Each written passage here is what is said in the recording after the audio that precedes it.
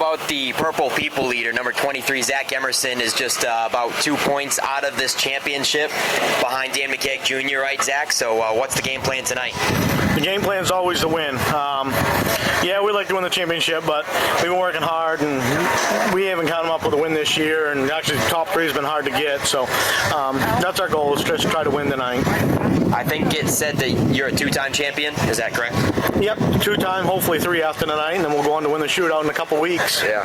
What years were those? Were your championships? I believe it was 17 and 19, if I remember correctly.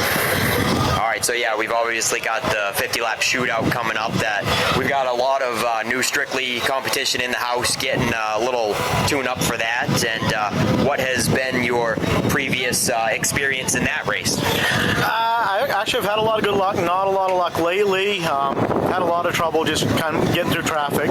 The way they invert the field, the faster guys usually end up starting the rear, so it's hard to get through the traffic, but we're looking pretty decent right now as far as today too, so I think we'll be all right.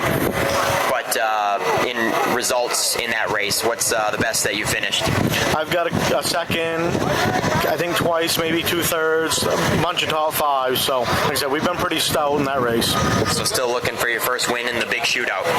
Yeah, for some reason I can't seem to win the big races or any race recently, but I think we'll be all right this year. All right, Zach Emerson, going for a championship tonight. Good luck, my man. All right, thank you. Thanks, dude. Hey, how about the 7 Strictly Street? Ben Burgess, man, your rookie season, and you've really turned some heads in this one with 3 feature wins and so close to the championship tonight. So what's the game plan going into tonight? Yeah, we're just going to go out and do what we do every other week. Try to win, and that's all you can really do, I guess. Everything's still feeling pretty solid in practice? Not as fast as we'd like to be, but a bunch of guys change a bunch of things, and we're just here doing what we do every week. Those guys shooting for the fence, and we're just here. We've had a good enough rookie year, and if that's all we got, then it was a good one. Well, it certainly has been a good one. I mean, I'm sure I know the answer to this, but we'll let you tell the fans, like going into this rookie season, did you have any expectations to be doing as good as you have been right off the bat? My dad wanted a trophy all year, but I'm a race car driver, and I wanted to go out and win every race. So we met in the middle somewhere there. And I don't know. You do not have I wanted to. I don't know. I just think it's cool to race with all these guys that have been doing it for so many years, and keeping up with them is the coolest thing I can do, I guess. Yep, so just went into the season wanting a trophy, so if you had just gotten 1 third place all season long, your dad probably would have been happy, and how about you? Yeah, that's all we were shooting for. I mean, like I said, beating these guys is great because they've been doing it forever. All right, so you did dabble in your dad's late model there, I think, a couple weeks ago, and who's driving it tonight? I'm going to be driving that too. Probably not the smartest idea on championship night, but we're here to have fun. All right, so you got the Strictly and the late model here, and you're racing it. So what's going on with old dad? Is he retired or what? He likes the long races, and with the rule change, we don't have as much motor as everyone else, so just doing what we can, hanging on for those long races, save the right rear, and be there at the end of the races. All right, Ben Burgess in the 7B, just a couple points out of the top spot going into tonight's final championship Strictly Street race. So, Ben, good luck. Have fun tonight. Yeah, thank you. See you, dude. And Dan McK Jr. in the Naughty 40. All right, Dan, refresh my memory. Last year, did you win the Strictly and the Pro Stock Championship? Yes, I did. Yeah. All right, so everybody's gunning for you tonight. You're holding on to the lead by a 2-point margin, I think it is, for the Strictly Streets. What's the plan for tonight? Yeah, just try to go out and avoid the carnage pretty much with 31 cars, 4 heats. It's going to be tough. I think Emerson's starting in the second heat, and then Ben and I are in the third one. So just try to avoid the wrecks and kind of try to play it strategical, but it is what it is, and just have fun. Treat it like another week, and don't let it get to me too much. Hey, I gotta say, I have seen you go to the top for your 3 wide moves that we have seen you do a lot last year and a lot at the beginning of the season, but I feel like the second half of the year, they haven't worked out for you so well. I've seen you go up there and not make any progress like you used to. What's going on? Yeah, well, the beginning of the year, the car was pretty much the same as last year. It was really good, and then, past couple weeks just haven't been too good for us. So I think today we're on the right path. The car's on a better path, I should say, and maybe we'll try it tonight. It feels pretty good, pretty quick, so maybe we'll try it out. So you said 31 cars. I didn't even know the total number yet. That's insane. 31 cars here tonight. A lot of people have showed up for a tune-up for 2 weeks out for that Strictly shootout. Be an insane night. Are you looking forward to that one too? Oh yeah. I had a ton of fun last year racing with Billy Childs and Josh, and it was a great race. So hopefully we can do it again this year. All right, Dan McK Jr. trying to be a back-to-back two-time Strictly Street champion at Wiscasset Speedway. Keep it safe and have fun tonight, Dan. All right, thank you. See you, dude. And with that, a good afternoon, ladies and gentlemen, boys and girls. Welcome back home to Wiscasset Speedway on this little bit chilly, little bit cloudy Saturday afternoon in Mid-Coast, Maine. Week 22 of the 2025 season. Here we are with Group 2 in action. Our Spotlight division tonight is the Dale's Cash Fuel Roadrunners. This will be the first of 2 heat races. Also in action tonight, the Wood Pellet Warehouse Late Model Sportsman, the T&L Automotive Modifieds, and definitely a showcase tonight will be the championship race for the Portland Glass Strictly Streets. As we mentioned, 31 street stocks in the house tonight. Everybody lining up by their handicap, which is the driver's points over the last 4 races. So this is the low handicap heat race. Will fill the front half of the field. Heat 2 fills the back half. This one has Silas Ham in the 37, Hayden Carver in the 44, Nelson Stevens in the 47, Jarity in the 71, Logan Hall in the 13X, Donovan Thorpe in the number 9, Jason Meservey in the 57, Dylan York is in the number 7X, and Keegan Murray in the 07 will fill out the field. Lights will go off on the Norm's Used Cars Ford Mustang pace car. Barry Morris behind the wheel as always. Our chief starter, Dave Sturgis, a little under the weather tonight, so Nate Sennett out of the bullpen to hop back up on the flag stand today. They've been camping out over in turn 3 and 4 over there, and he's nice enough to get back up in the stand for us today and get ready to rock and roll with the Dale's Cash Fuel Roadrunners. And to bring you the action once again, Nick Hoff. Boogity, boogity, boogity, let's go racing.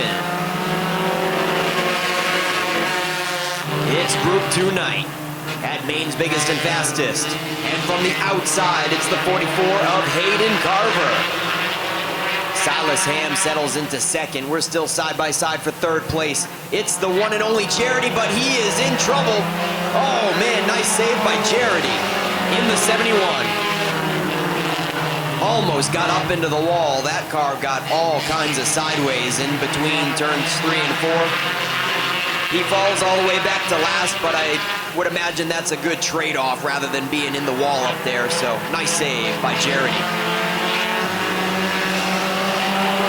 The 13X of Logan Hall gets underneath Nelson Stevens to take over third place. Stevens in fourth. And here comes the 7X of Dylan York on the outside to take the spot away from the 07 of Keegan Murray. And he's not done yet. Dylan York to the bottom. Moves up to fourth in one straightaway, taking it away from Nelson Stevens. And trouble for the 57, gonna call it a heat race early.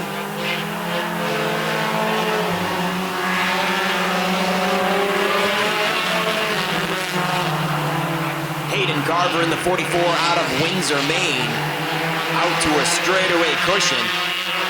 And Silas Ham might be on the defense here pretty soon.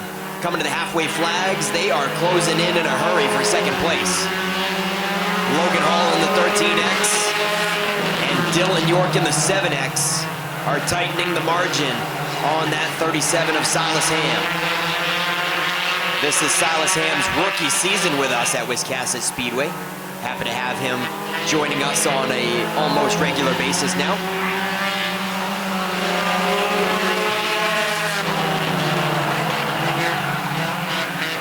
Hall in the 13X washes high into corner 1. Opens up the inside line for York in the 7X, and they are a dead heat going into turn 3. That is for third. Keegan Murray might want a piece of the action as well in the 07. Dylan York takes the spot, and he sets his sights on Silas Ham now, as Keegan Murray follows in the 07 up to 4th. We've got 2 laps to go. This race is all Hayden Carver. Oh, Silas Ham is really getting protective of that inside. He drops way down in the middle of the front stretch, taking a risky block, and he's going to do it again down the back stretch. He is letting Dylan York know that he is going to keep that bottom. Except for the corners, Silas Ham is having a tough time maintaining it.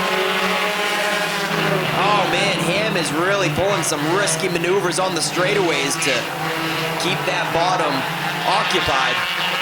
On the final lap now, Dylan York and Keegan Murray stacking up here in the final corners. Looks like Ham might be able to hold on to it. Oh, a slight bit of contact on the left rear. Wild stuff there to the finish. Dylan York probably didn't for second place. He gave it a last corner effort and made a little contact, but Silas Ham holds him off for the first of 2 Roadrunner heat races. Yeah, we love it when someone gets their first checkered flag, even if it's a heat win. He will start at the pole position for the 30-lap feature race tonight in the number 44. That is Hayden Carver, your heat winner, picking up the first checkered flag of his career here at Wiscasset. Hayden out of Windsor. And that'll set the front half of the field for their 30-lap spotlight feature today.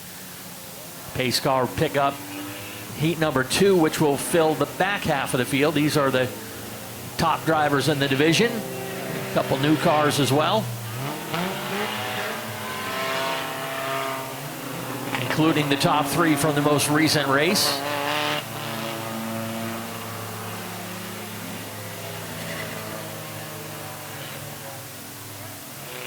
Again, the cars are lined up for their heat races by their points over the last 4 races, plus any penalty points that they've been allotted, including missing a race or any post-race tech penalties. We've got Jason Sears on the number 11. To his outside to be Michaela Weber in the 7M. Your point leader and defending champion is in that red number 5. That's Kyle Inman out of Durham. Your July driver of the month to his outside, division's top winner Gavin Giroux in the number 02X. Your most recent winner, Kerrigan Glazier in car number 99, and Trevor Jones in the 1 fills out the field here for heat number 2. And a couple cars not answer the call for this heat race. And here we go.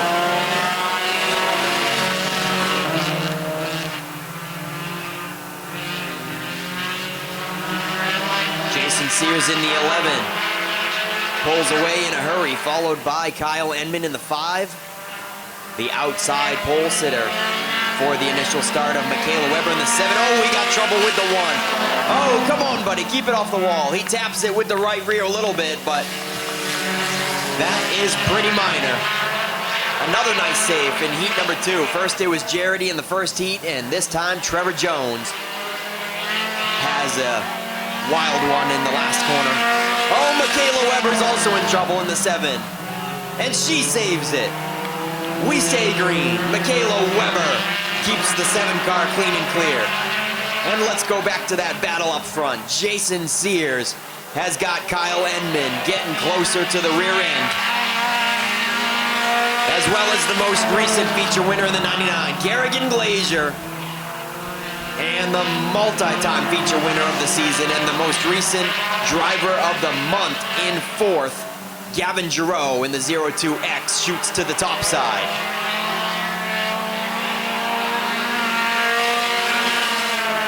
Oh, it is getting tight, folks. Bumper to bumper.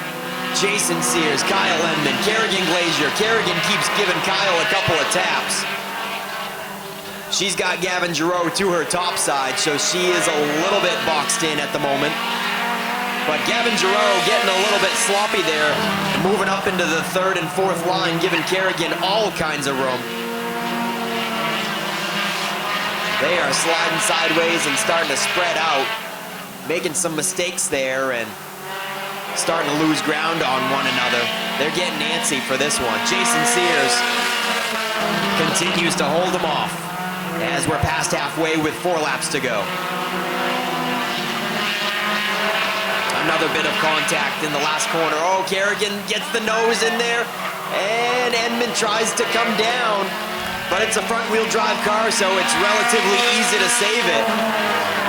Man, he got sideways, but he hangs on, loses 2 spots out of it, but doesn't do any damage. Kerrigan Glazier did have a nose in there, and now she takes over second. Gavin Giroux once again to her top side with 2 laps left.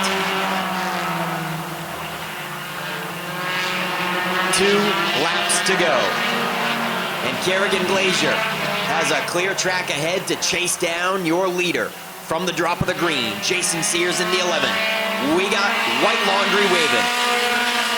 And Kerrigan Glazier is there. She has reeled in 2 or 3 car lengths in 1 lap.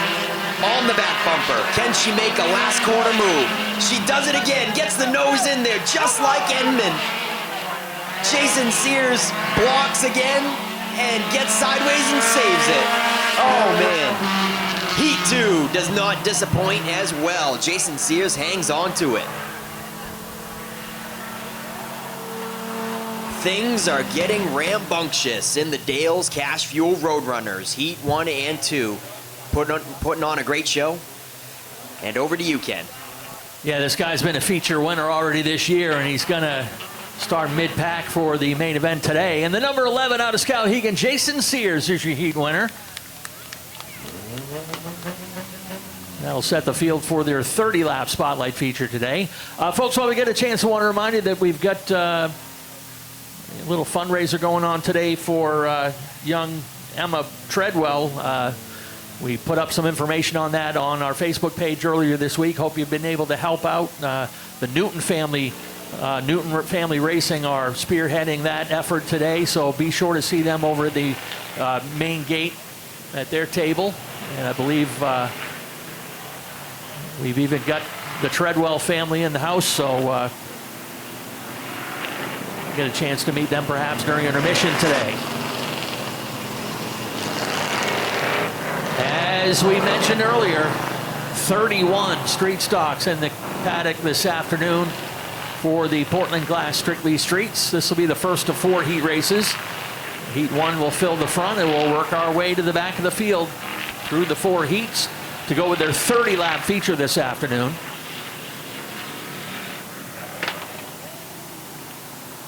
Tyler Dinsmore's in the number 12 to his outside the 27 of Mike Delano out of Woolwich. Brady Romano is in the 78 out of Livermore Falls. Matty Bingo from Ellsworth in the 12M. On row 3, it's Matt Vienod out of Green in the number 98. Chuck Wagstaff from Booth Bay Harbor in the number 31. Ryan Easonsey in the 49, and Amara Parker out of Cornish in car number 3. And here we go. Strictly Streets brought to you by Portland Glass Company. And we got tires spinning. Oh, there's chaos right off the bat. Delano in the 27 spun the tires on the outside pole. I'm not sure what happened on the inside line, if Brady Romano had some help, everybody stacking up, but Romano actually brings out the caution.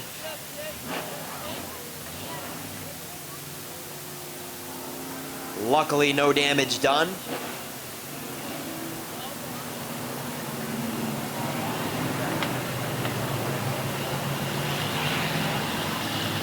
And the race director saw what I saw. The front row, both of them looked like they spun their tires, just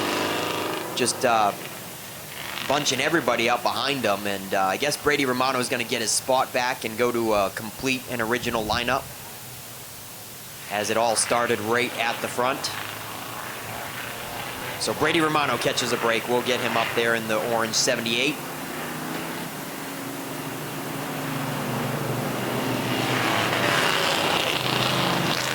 Romano to the inside of row 3, Wagstaff to his top side.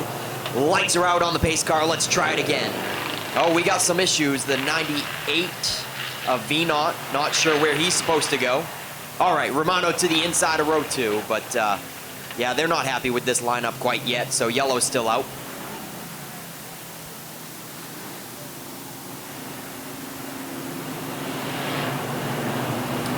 You can see Chuck Wagstaff in the 31, his nose is pushed in right in the center, so he obviously caught somebody's rear bumper pretty aggressively and smushed in the middle of his Monte Carlo nose bumper cover. It might help him on a little downforce. It actually looks like aerodynamic advantage for the 31. Let's go green this time once again.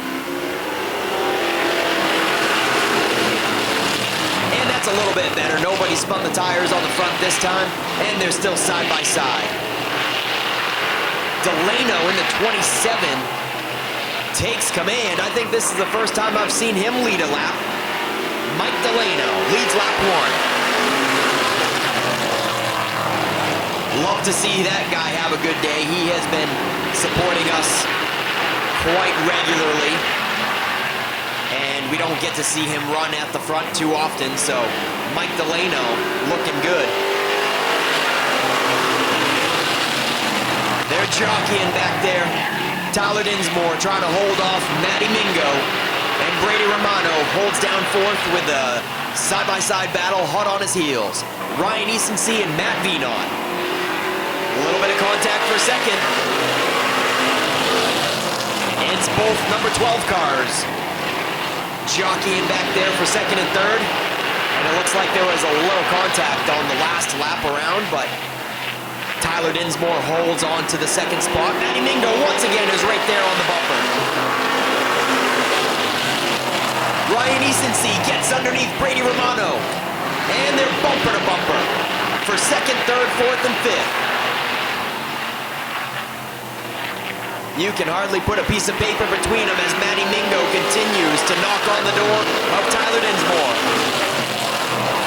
Easonsee is boxed in. Brady Romano trying to capitalize with everybody bunching up on the bottom. He's going to try to make some progress on the top side once again. We're past halfway. There's 4 laps to go for Delano this time. Oh man, we're only in the first of 4 heats. And it is good. It is real good up front. We got contact out of turn 2. Dinsmore in the 12 goes around. And Brady Romano also in turn 3. Come on, guys. Brady Romano's back bumper gets into Amara Parker's number 3. She was an innocent bystander in that one. Again, for the 3rd week in a row, I think. Maybe the 4th. But, man, Amara Parker cannot catch a break in the 3. Tyler Dinsmore keeps on rolling in the 12. Brady Romano, he had a gimme on the first lap there, but this one not so much. Amara Parker's going to head down pit road.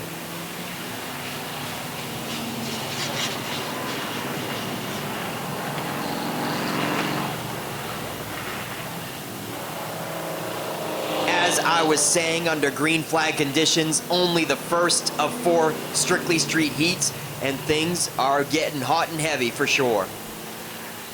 4 laps to go when we go green. And definitely not something that Mike Delano wanted to see. He was checking out and looking for, I believe, his first ever heat race win. Possibly not. Ken knows better than me. Yeah, actually, Mike Delano's been running laps of this track for about 25 years, Nick. I stand corrected. The first possible heat race since I've been here, but I do not know the history on about 5 years here. You got it. Luckily, I have it right in front of me here on my screen, but Mike actually got a heat win 3 years ago here in the Strictly Streets, but he's a longtime mini stock racer. Started lightweight Screaming Demons back in the year 2000. 3 career wins back in 2004.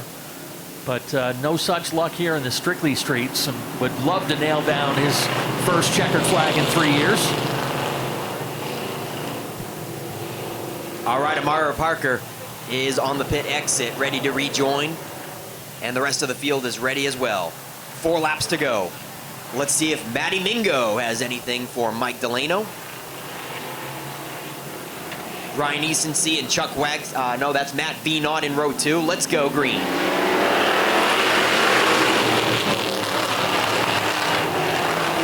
Mike Delano on the money. I guess they went too soon. It sure did look like they were picking up the pace quite a bit in turn 3. And they do not like that. That might be the culprit.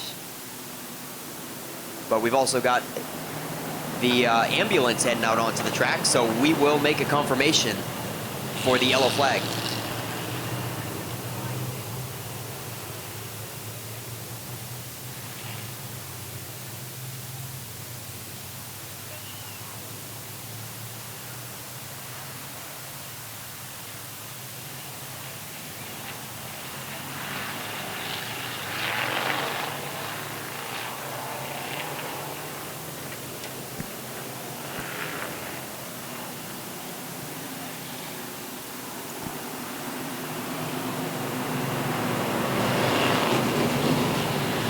All right, so there was nothing wrong with that restart, but the ambulance, their services were needed in the pits. And so we got the ambulance from the infield to the pits, and we're ready to rock and roll once again. And I did just notice that Matty Mingo has a little bent-in front bumper cover as well, looking quite resembling of Chuck Wagstaff. Quite a bit of bumping's been going on here. Let's try it again.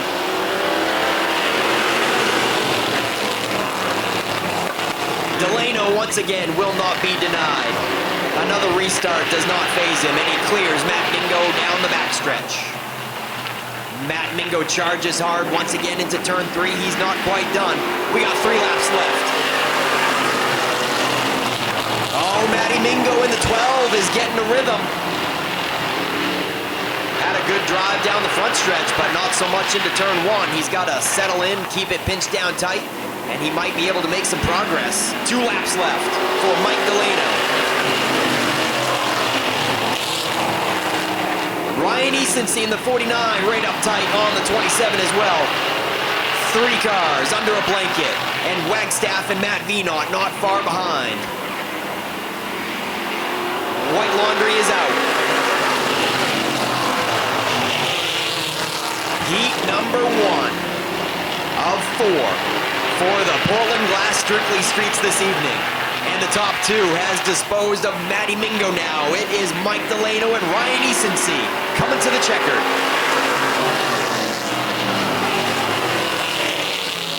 And a real close one for 3rd, but Matty Mingo holds on in the 12. Chuck Wagstaff settles for 4th. Great run in the first of 4 Strictly Street heats.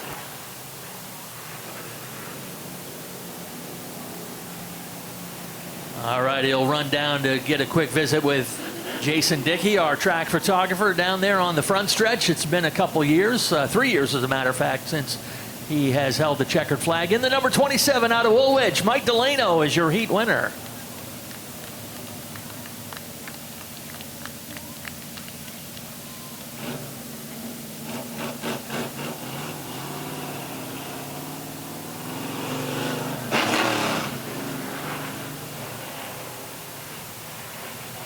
Heat number 2 rolls onto the speedway.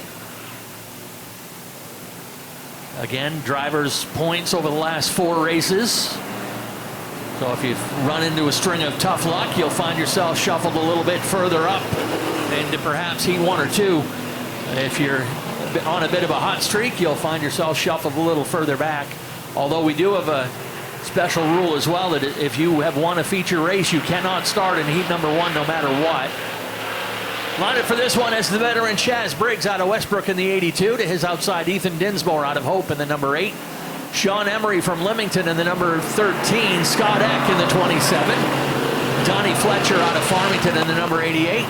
Zach Emerson, one of your championship contenders in the Purple People Eater number 23. Landon Tapley, he's mathematically still in the picture in the 25. And Steve Pierpont out of Cushing fills out the field for heat number 2.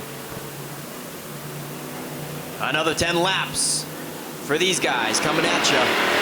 Chaz Briggs and Ethan Dinsmore on the front row. Still door handle to door handle, but coming out of 2 onto the backstretch, Briggs is going to clear and take it all to himself. Sean Emery up to the challenge to take second away from Ethan Dinsmore now.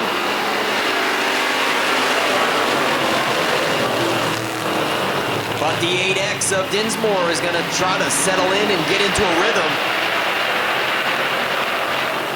And make up some ground still on the top side. That's usually what it takes there is you get up on that wheel and start making mistakes right off the bat. And you lose some ground, but sometimes slower and more patient is better. And you can pick back away at him slow and steady on the top side. I'd say that's what Ethan Dinsmore needs to do right now.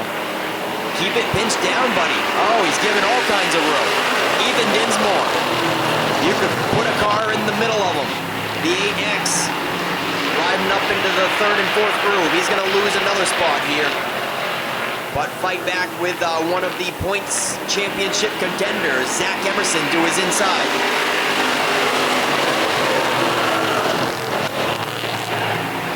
And then the 27 of Scott Eck is right there as well. He's going to take fourth away, and Dinsmore is going to find an opening to make up the top 5 at the moment.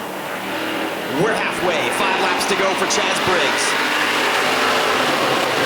Side by side as Zach Emerson gets Sean Emery to open up the bottom. But Sean Emery has different plans. He went to the top to try to take the lead away from Chaz Briggs here. 2 different game plans as Emerson probably wants to make it a 3-wide situation if Chaz Briggs moves up enough. Emerson is putting the nose in there, folks. Oh my goodness, we're 3 wide going into 3. Let's not wad them up, boys. Emery is gonna take the lead in the 13. Sean Emery from the top side. Nice run. Emerson is gonna take second away from Chaz Briggs now and not have to go 3 wide to do it. We got 2 laps to go for the 13. Zach Emerson goes into the night 2 points out of contention for the championship. In the 23, he wants all the points he can get right here. If he can take the lead away from Emery, he's going to do it. To the inside he goes at the white flag.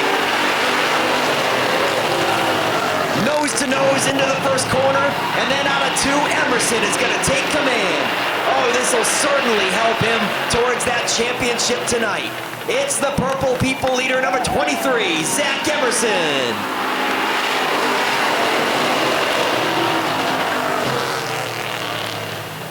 Nice racing. Emerson, Emery, Briggs, Eck, and Dinsmore, your top 5 in the second of 4 qualifiers. Yeah, one of the interesting things, because this has been such a stacked field of cars, his best finish all year has been a 3rd place finish. He doesn't have a 1st or a 2nd this year, yet he is in the championship hunt tonight. In the number 23 out of Sabatis, that is Zach Emerson, your heat winner. Zach is tied for the division high with 7 top 10s. He's definitely been consistent, and the patience of a veteran paying off there with a heat win. As we roll out heat number 3.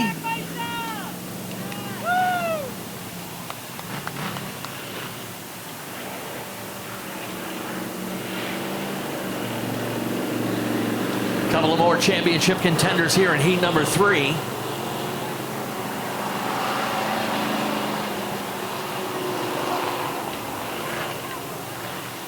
The lineup goes this way. Dale Lawrence out of Lisbon Falls in car number 2. To his outside, Joe Harriman out of Montville. He's been a winner this year.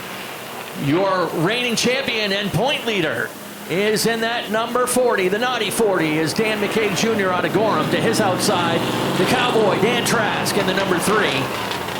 The only repeat winner in this class this year is in that number 7. He is 2 points out. That is the rookie Ben Burgess, the 3-time winner in the number 7. Dan Brown, the veteran in the 83. Jordan Russell in the 4. And Billy Childs Jr. in car number 1 fill out heat number 3. And here we go. Green is waving. Dale Lawrence just recently picked up his first top 3 of the last few years. An emotional 2nd place finish a few weeks ago in that 2 car. And he's going to clear Joe Harriman. can take the lead all to himself for the meantime. Harriman in the 20. Dan McK Jr., the current points leader, as well wants to win this heat race and match Zach Emerson's to not let Emerson get any points up on him. So McKegg is going to take a spot away right here and move up to second. And as they sit right now, that will put Emerson 1 point out of the lead going into the feature, but I'm sure that Dan McKegg is not done yet. Burgess looks, oh, we got trouble with the 40. Oh my goodness, ladies and gentlemen, McKegg is up in smoke. Slowing down on the backstretch. Wow, what a tough break for the naughty 40. Smoke coming out of the rear end, and it's hobbling. The rear end looks like it was bouncing up and down. Maybe just over the bumps there. That is not good. McKegg doing a fine job allowing this race to stay green and limping it down pit road. So that'll help out the 7B of Ben Burgess. He doesn't look like he's got quite enough for the top two here. He is all defense right now. They are stacking up behind him. It's the Dale Lawrence and Joe Harriman show. Burgess has them too wide in the rear view mirror. Boy, they are really stacking up. Dan Brown, Billy Childs, Jordan Russell, and Cowboy Dan Trask in the 3.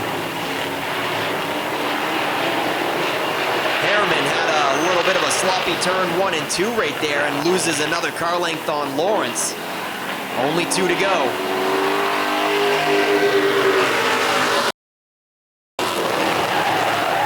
Childs in the 1, looks like he's had enough of being boxed in. He's going to attempt the 3rd groove line, but that doesn't work out for the 1. He has nowhere to go. They have been side by side in front of him for the whole race. He's going to try it again into 1. Looking to go 3 wide to the top of Dan Trask. 2 corners to go here for the number 2 of Dale Lawrence. Coming to that checkered flag. Way to go, Dale Lawrence. Joe Harriman, Billy Childs made another 3rd groove attempt in the final corners, just seeing if there's anything that can happen out there for the feature, but didn't make any progress here, and this one goes to Dale Lawrence.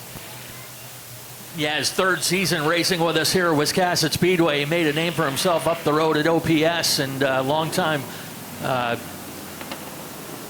racer up there, but his first checkered flag here at Wiscasset Speedway. He made his first podium appearance a couple of weeks ago, and this is his first checkered flag with the heat win. And the number 2 out of Lisbon Falls, Dale Lawrence, your heat winner.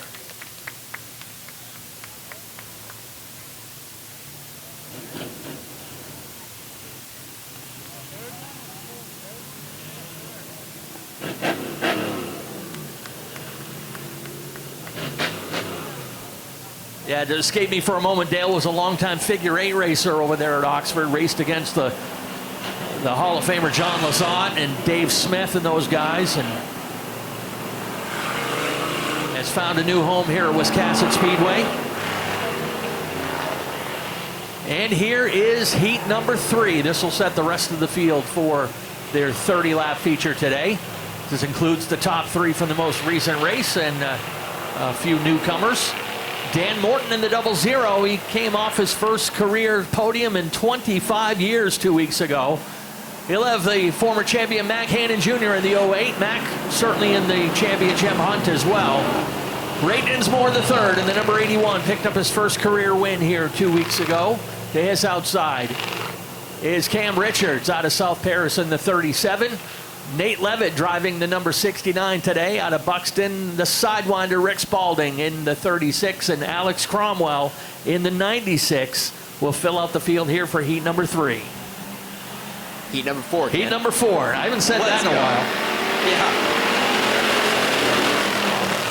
Yeah, that's right. We have not had to have 4 heats for any class for quite some time, but the Strictly Streets did not disappoint this evening. I cannot wait for that feature. McK Jr. clears Dan Morton from the top side, and the 08 is going to lead some laps here. Oh, the 37, the newcomer, Cam Richards Jr. had a nose to the inside of Morton going into one, but he lets Morton have it and doesn't create a stack-up situation last time around. He's going to try it again, though. Here comes the 37 to the inside. He's definitely there this time. Going into one, they were nose to nose. And out of turn two, it's Cam Richards. His first appearance of the season in the 37 takes second place away. Morton back to third. Nate Levitt in fourth in the 69.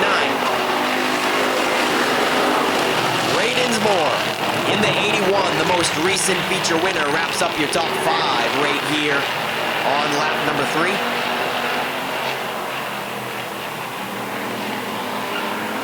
Richard Spalding in the 36 as well. His first appearance of 2025. Lots of guys coming out for this closest tune-up race to the 50-lap Thayer's Automotive Competition Race Engine Strictly Shootout in 2 weeks.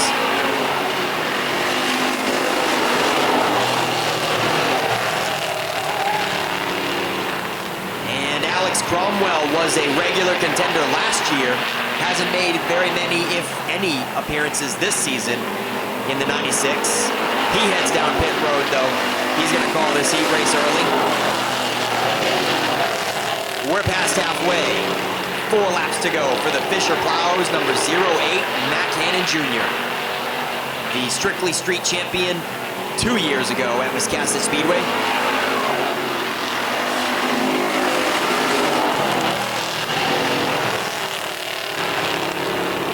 Dinsmore, the most recent feature winner in the 81, also is going to call it an early heat race. Popsicle sticks are out, 2 laps left for the 08.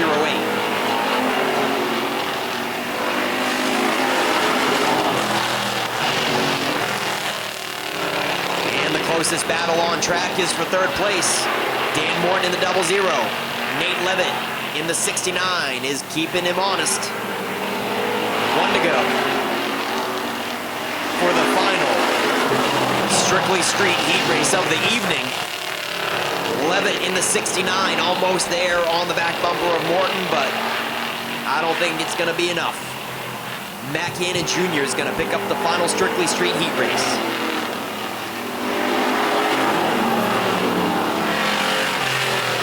Second place goes to Cam Richards. Third to Dan Morton for the fourth and final Portland Glass Strictly Streets qualifier. Yeah, coming into tonight, this guy leads the division with 4 podium finishes, one of those a feature win, and he'll pick up his, 4th heat win of the season. And the number 08 out of Washington, that is McK Jr.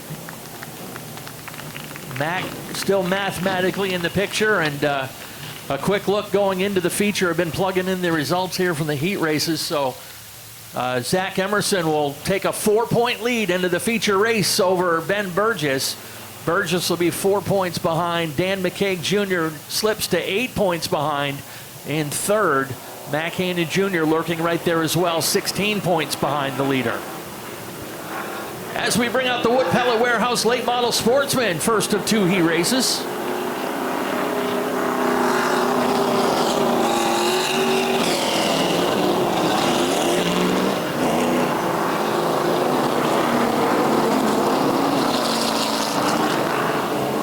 This heat number 1 will fill the front half of the field. Heat 2 fills the back half for their 40-lap regular distance feature tonight. Lineup has the veteran Brent Roy out of Vassalboro in the number 26. To his outside to be Dave Getchell out of Cornville. Colton Chabuk is in the number 15. To his outside, the division's top rookie, that is Nick Morton in the 00 out of Woolwich. Alex Waltz out of Walpole in the 00. Ashton Burgess out of Waterville in the 34. Jonathan Emerson out of Oxford in the 24. Chase Burgess in the number 34. That is the son of longtime racer Jeff Burgess. And Randy Barker giving up his front row starting spot to drop to the tail end.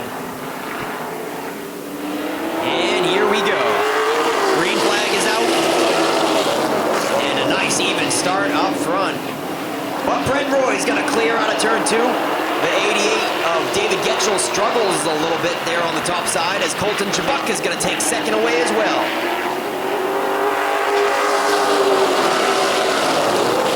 And then here comes the 00. Alex Waltz up to third.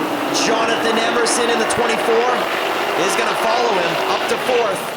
Dave Getchell cannot catch a break here. He is trapped on the top. Nick Morton in the 00 moves up into the top 5. Emerson in the 24 gets underneath Alex Waltz. We got a dead heat for third place here as Chabuk also puts the pressure on Brent Roy. Jonathan Emerson takes third away. Looking to be the fastest car in this qualifier. The 24 of Jonathan Emerson is in a hurry. Quickly crosses over to the top side. Chabuk had different plans there. It looked like Chabuk wanted to go to the top of Brent Roy, almost pushing Jonathan Emerson into a 3-wide situation, but it does not faze the 24 one bit.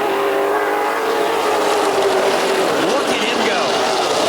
Emerson in the 24 is on rails in this qualifier.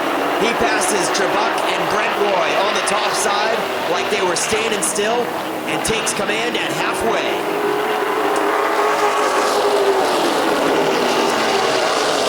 3 cars under a blanket for second place. Brent Royce, Colton Chabuk, and Nick Morton in the 00 is right up tight. We got a spin. David Getchell in the 88. Goes around in a ball of smoke.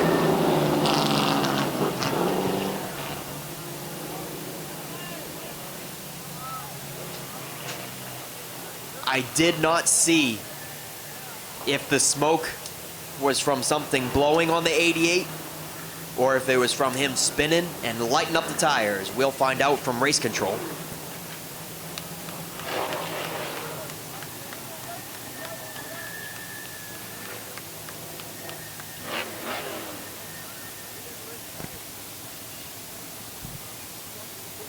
As a customary precaution at Wiscasset Speedway, anytime that somebody is resting against the wall like that, we bring out a red flag.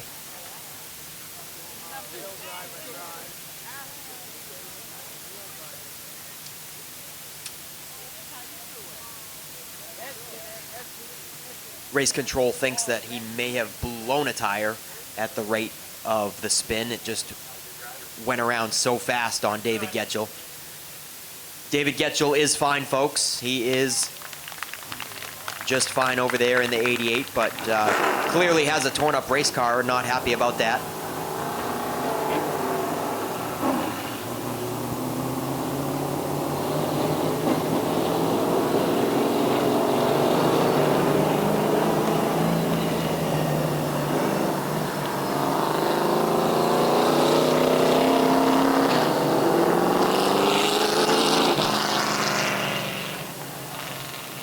Jonathan Emerson looking stout in the 24 with his best time of 15.7, the fastest time of this heat race, and making it look relatively easy on the top side.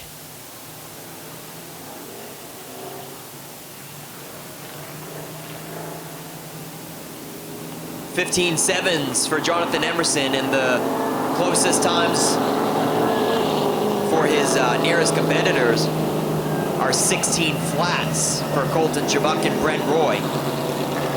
Emerson, 3/10 faster. And looking for that first win of the season.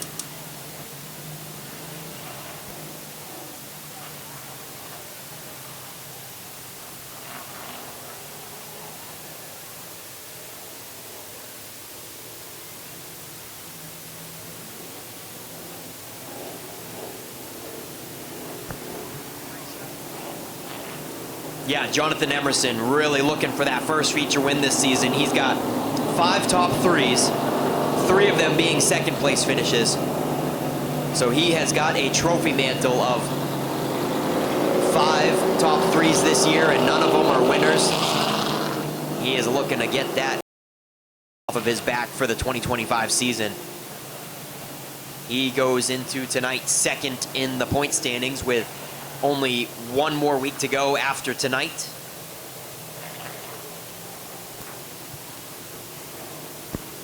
Daniel Harding leads the late model points standings in the 38.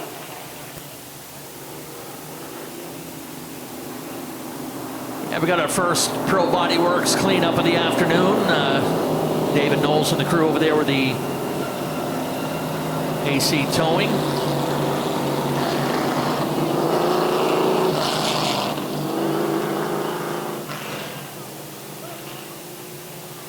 David Getchell hopping up out of the car. I'm not sure what there's an issue with the car or with David, or got a good audience over there, but that'll give me an opportunity to remind you that Robin's got some kind of cool weather gear for you downstairs: jackets, hoodies, sweatshirts, beanies. I guess something broken on the car, not going to be able to drag it, so they're going to have to switch over and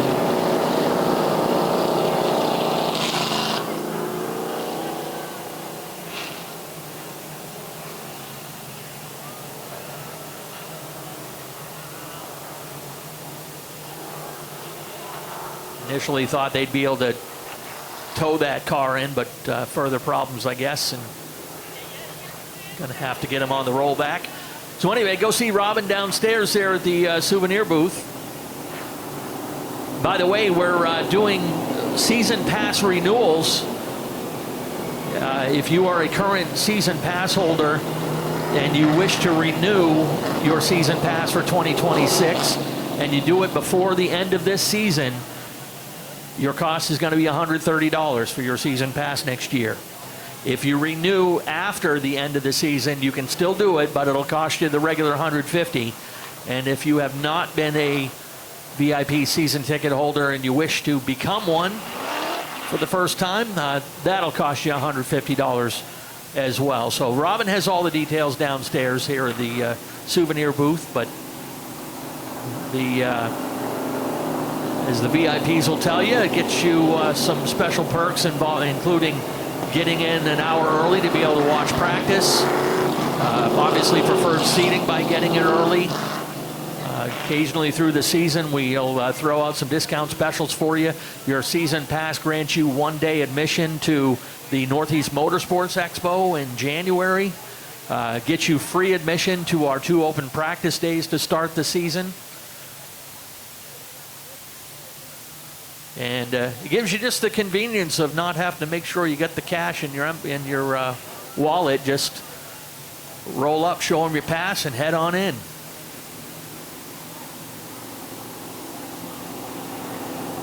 Been a bit of a struggle this season for David Getchell, running both the late models and pro stocks this year. David coming into the weekend tied for 10th in the points here with the late models this year. He's certainly had more luck here in the Wood Pellet Warehouse late model division than he has in the pro stock. But speaking of that, I got to throw this out to you while we get a chance to. We have got a stacked program for you next weekend, folks. It is Group 1 Championship Day next Saturday at 3 p.m. It's all presented by the Maine Army National Guard. It's going to be the makeup of Group 1 Fan Appreciation Day, so we're going to have on-track driver autographs at 3 o'clock, kids' bike races to follow, and then with the racing, because we're still working on getting some makeup races done from earlier in the season. Again, this is all just for your regular $5 admission. Double Pro Stock features, double Super Street features, plus regular features, heats and features for Thunder 4 Minis, 4-cylinder Pros. What else am I missing? There's one. Nelcar Legends will be here in the house that day as well. The Crate Modifieds. So a stacked program for you. The driver autographs begin at 3. Kids bike races to follow. Green flag will fly on the action about 4:15. Again, presented by our friends with the Maine Army National Guard. Ken, you sure you don't want to throw something else in on that schedule? Why not? Now there's a rumor. We can't verify it yet, but we got this young up-and-coming racer who may be joining us with the Super Streets next week. Yeah, I don't really like to be the center of attention or anything, but I'm hoping to be bringing my dad's Super Street out here and make it for those double features. I'll be driving it, not our normal friend Garrett Heyman who drives it at Speedway 95. I'll be behind the wheel. Will you have the wireless mic with you while you do it? If you've got the technology, we'll give it a try. So we have to rig it up in the headset and, you know, all that fun stuff, but we'll give it a try. Yeah, there you see the right front damage on the 88 of David Getchell. A little bit worse than we originally suspected, but so in all those races, all the Group 1 divisions will have their championships decided next Saturday. And what a way to do it with double Pro Stock features and double Super Street features. No heat races for them, just 2 straight up features. Our 3 other weekly divisions in action with their regular heats and features to finish up their season. And the Go Motorsports Nellcar Legends. All for your regular $5 grandstand admission, $20 for the pits.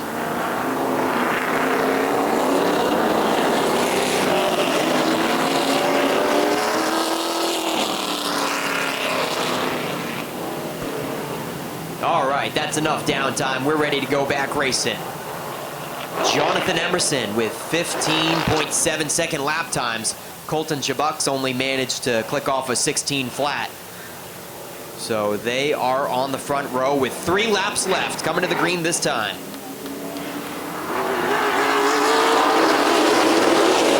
And Colton Chabuk spins the tires, does a great job of staying off of the 24's right door, but holy cow, Emerson checks out in a hurry. It is all about Chabuk, Brent Roy, and Morton now for second place. Hey, Chabuk's holding him off. He's pulling away by a couple car lengths now as Morton also follows on the top side. He clears Brent Roy for third place. White flag is out. Jonathan Emerson. Colton Chabuk is, Emerson is off the pace here. What could be going on the 24? He's going to maintain and take the checkered, but if he was just backing off because it was the final lap and he had a good lead, that was an overly aggressive amount of backing off there for the 24, but let's hope there's nothing wrong with it for the feature. The first of 2 late model qualifiers goes to Jonathan Emerson. The late models brought to you by Wood Pellet Warehouse. Yeah, heating season is coming. This guy picking up his 4th heat win of the year, comes in second in points. It'll be starting at the pole position for their 40-lapper tonight. In the number 24 out of Oxford, Jonathan Emerson is your heat winner.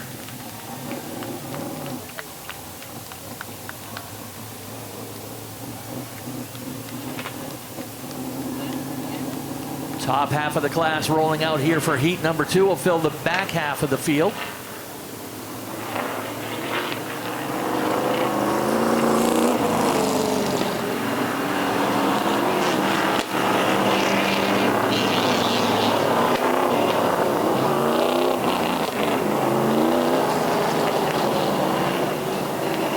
Lineup for this one has Brent Osmond at the point in the number 05 out of Wiscasset.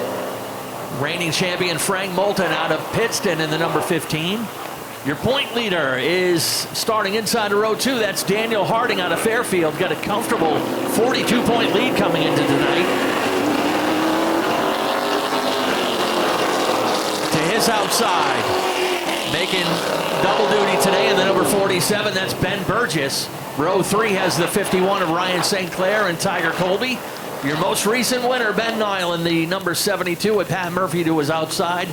Will Collins fills out the field here for heat number 2. All right.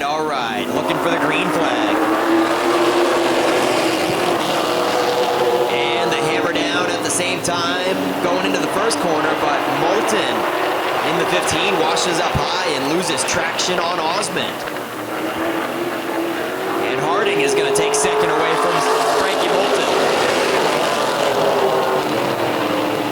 Brett Osmond leads them.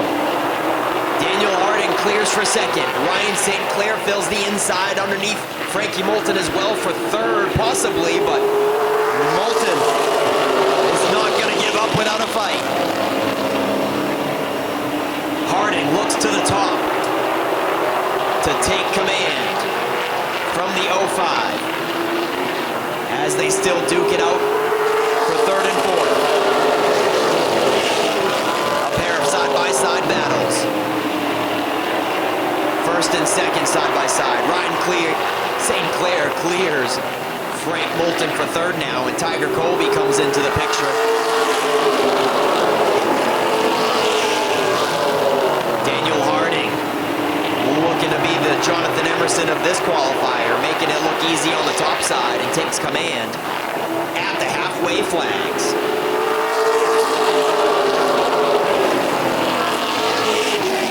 Daniel Harding's best lap time is also a 15.7, just like Jonathan Emerson's. These guys are both evenly matched for the qualifiers so far with 15.7s.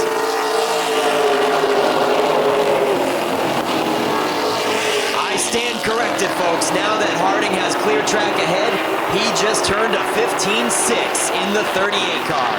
Daniel Harding, fastest late model in the qualifiers.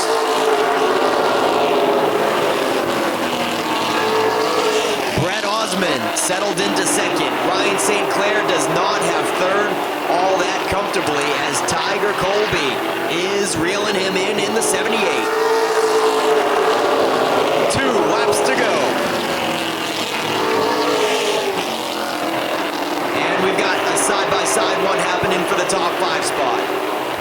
As the rookie in the late model class of Ben Burgess in the 47 slips underneath Frankie Moulton to crack the top 5 with the white laundry waving. Harding and Osmond comfortably 1 and 2. Colby making a last corner move on St. Clair, but not going to happen.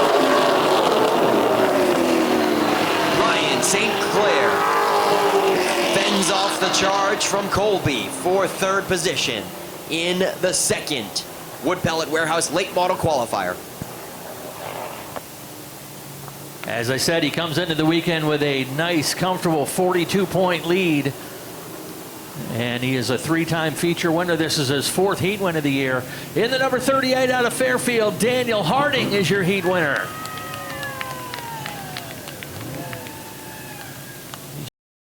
He's had only one finish off the podium all year, and it happened to be 2 weeks ago, last time they raced.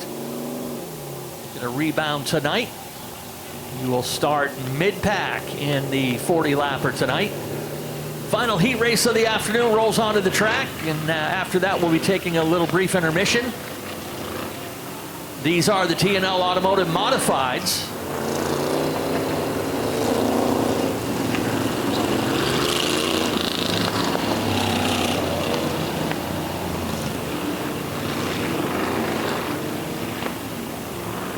Modifieds with a pretty tight point race coming into their second to last race. Lineup goes this way with the 03 of Gary Norris Jr. out of Pittston. To his outside, the 79 is Scott Tucker out of Winthrop. Faith Cleaves out of Pownell in the number 89. To her outside in the number 1, your reigning champion Adam Chadbourne in car number 1. Reed Reno back in the saddle in the number 77. New car to him after a scary front stretch wreck 2 weeks ago. Your point leader to his outside is Chuck Colby. Those two drivers separated by just 2 points today. Alec Brown in the number 39 making his modified debut, jumping up from Thunder 4s to race his old man's machine. And here we go. Green flag waves. Looked like Gary Norris spun the tires on the inside, and Tucker gets shuffled out of line. They go 3 wide to rid of the 79. There's tire contact in turn 3. Colby and Tucker in trouble.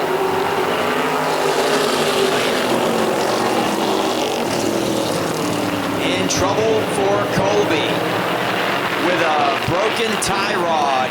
Quite possibly the right front tire is turned right in. He is unable to properly steer that car.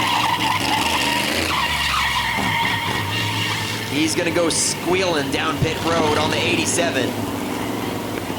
Clearly frustrated as contact was made between him and Scott Tucker on the first circuit, fighting for the same piece of real estate.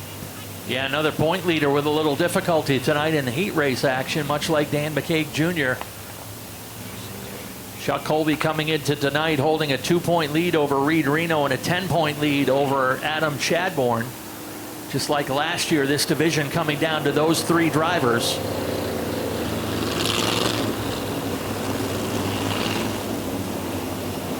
Colby's been a one-time winner.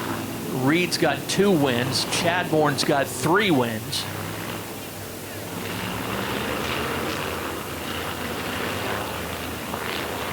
Cars crossing up, and we'll go lights out this next time by the line.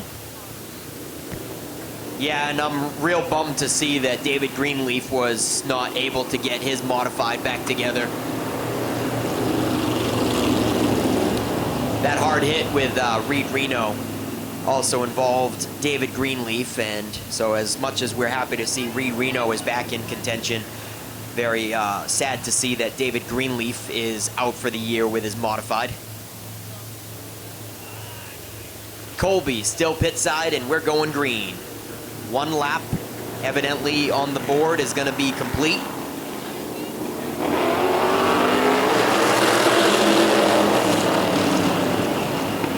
And it's Gary Norris versus Adam Chadbourne.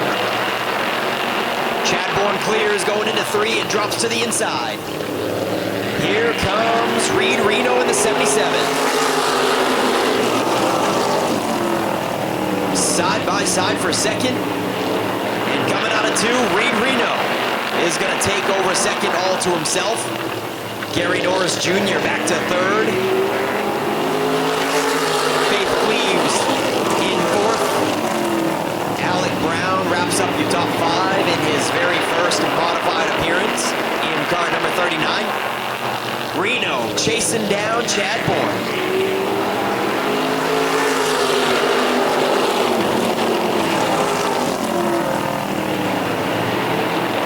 15.9s for both your front 2.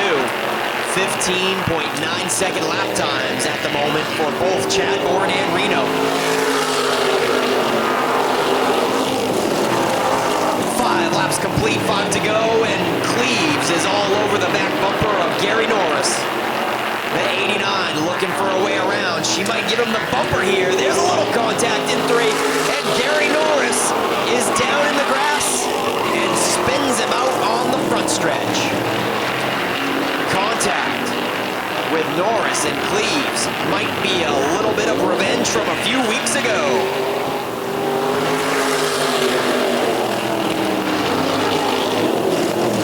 Gary Norris gets it spun back around, and the green flag stays out. Reed Reno unable to close the margin on Chadbourne. 2 laps remain. That last time around was 16 flats for both of them. Chadbourne and Reno with 16 flats. Still evenly matched. 1 to go. Reed Reno has tightened it up just a small margin, but it is not going to be enough. The T&L Automotive Modifieds go to Adam Chadbourne. Reed Reno in a new-to-him car, first time out, looking strong as ever in the 77. He did tighten it up on Chadbourne just a bit, and will certainly have a competitive piece for Chadbourne for the feature. Faith Cleaves takes 3rd.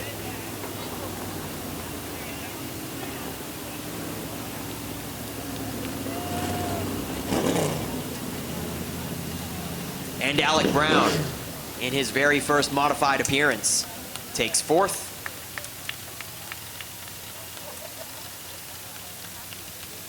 Adam Chadbourne in heat race victory lane with official track photographer Jason Dickey.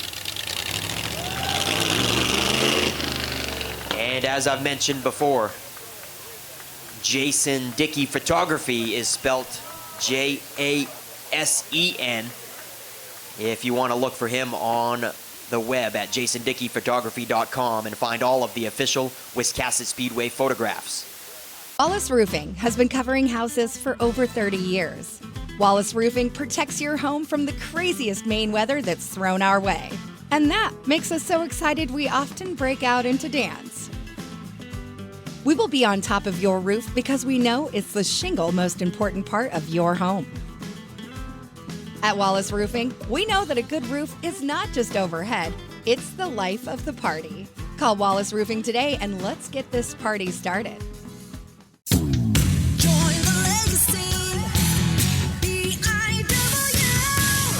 Time to consider your future begins today. Entry-level trade positions now starting at $23.50 an hour and up to $28.19 an hour with experience. Same incredible benefits and career growth opportunities from high school graduation to an exciting career change. This is your time.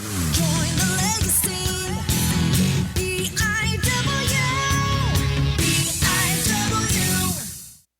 If you are a Subaru enthusiast and you haven't shopped Norm's Used Cars in Wiscasset, you are missing out. Norm's Used Cars specializes in previously enjoyed late-model, low-mileage Subarus, all hand-picked and meticulously gone over to be like new to you. And with over 100 Subarus on the lot starting at $49.95, they have a great selection too. Experience the difference at Norm's Used Cars. That's not the norm. That's Norm's Used Cars. If you've been injured in an accident, contact the law offices of Joe Bornstein today. Talk to us confidentially and free. Find out why we are Maine's most recognized personal injury law firm. Over 25,000 victories for Maine families and over $500 million collected for injured Mainers. Get the help you need and the justice you deserve. Dial 207-CALL-JOE. There's never a fee unless you win. Call Joe today and get the Bornstein advantage. All right, ladies and gentlemen, our drivers are here for tonight's spotlight feature for the Dale's Gas Fuel Roadrunners. Before we give you the starting lineup, we ask that just at this moment that you all please rise, if able. Remove your hats and direct your attention to the flag in the middle of the infield.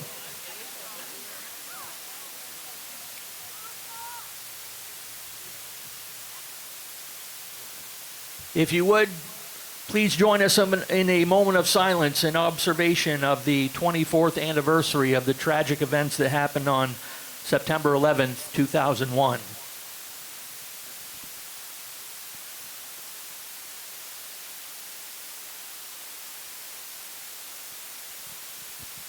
Heavenly Father, in these tumultuous times, please remind us of the importance of empathy and respect of all others around us. We thank you for our Wiscasset Speedway Racing family and our extended family here as well. Please protect our drivers as they compete today. Guide them with steady hands and clear vision. Watch over our fans and staff as we enjoy this show today. And as always, please protect those who put themselves in harm's way each and every day so that we may remain safe and free. We ask this in your holy name. Amen.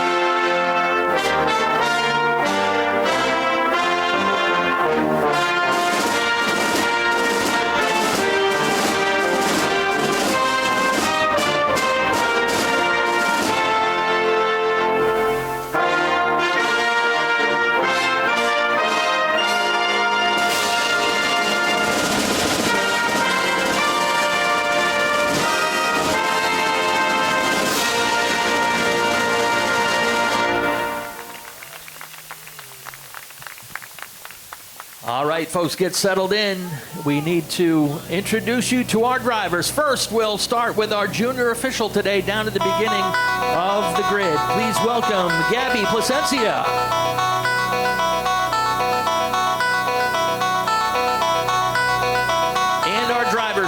the 16th position, driving car number 8 from Lisbon. Welcome Eugene White. Starting in 15th, driving car number 1 from Augusta. Welcome Trevor Jones.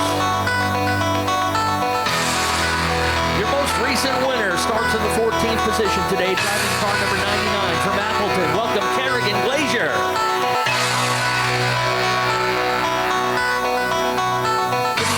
Starting in 13th is your July driver of the month here at Wisconsin Speedway, the number 02 out of Clinton. Welcome Gavin Giroux. Your point leader and defending champion starts in the 12th position today, driving car number 5 from Durham. Welcome Kyle Edmond. Starting in the 11th position, driving the number 7M out of New Vineyard. Welcome Michaela Weber.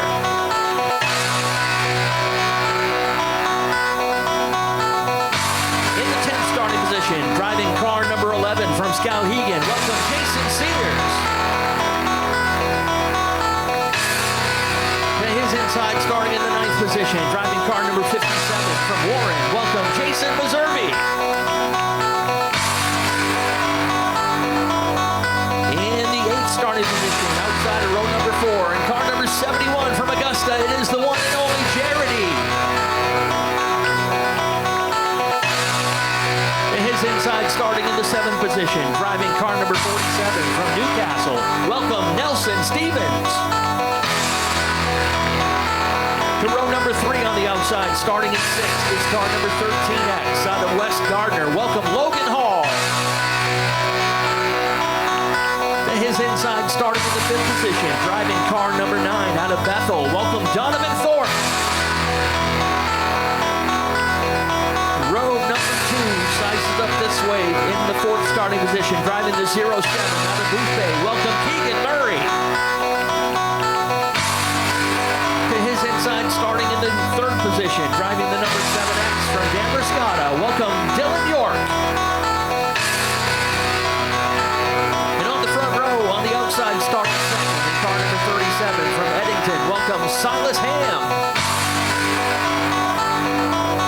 And at the pole position, driving car number 44 from Windsor. Welcome Hayden Carver. Folks, that's your starting lineup. Let's get our drivers strapped in and ready to race.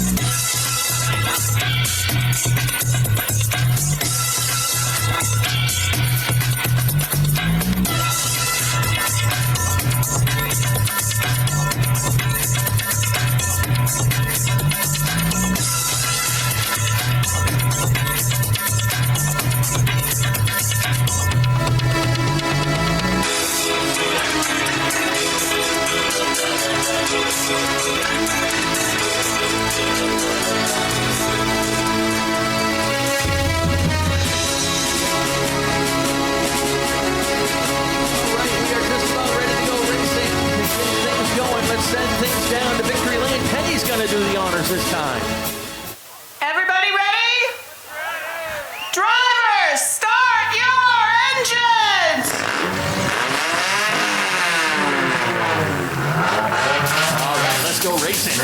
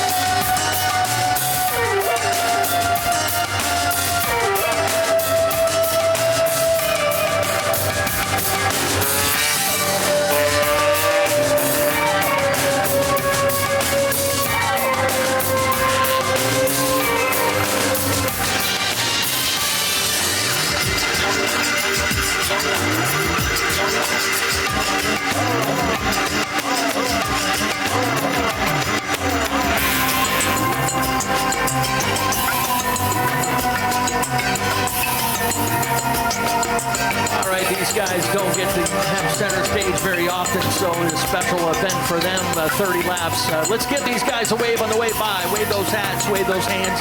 Send those drivers off with best wishes for safe and successful race. Dale's Cash Fuel Roadrunners.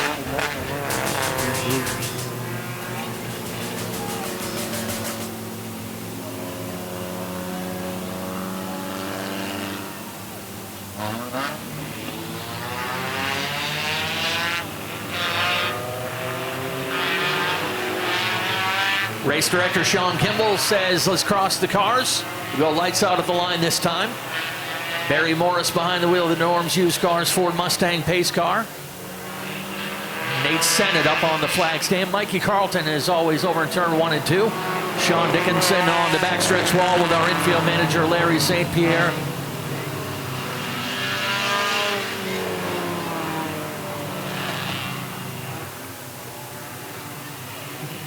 Had good, healthy car counts in this entry-level division all season long through good 2 or 3 years of hard work from these drivers. Hayden Carver and Silas Ham ready to hit the loud pedal and get this one underway. We are off and running.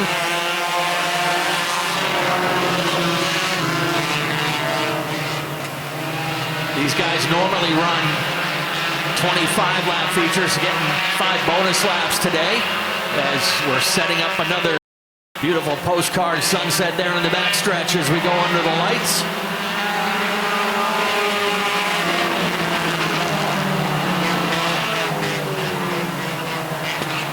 Kyle Inman Inman in that red number 5 has had a stranglehold on this division much of the year.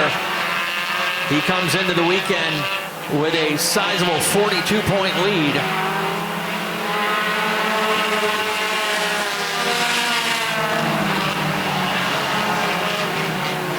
He's had 8 podium finishes in 9 races.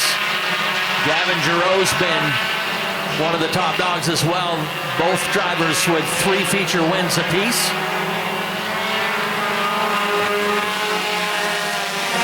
Jarity loops it on his own over there in turn 4, but gets it back underway, so we will stay green.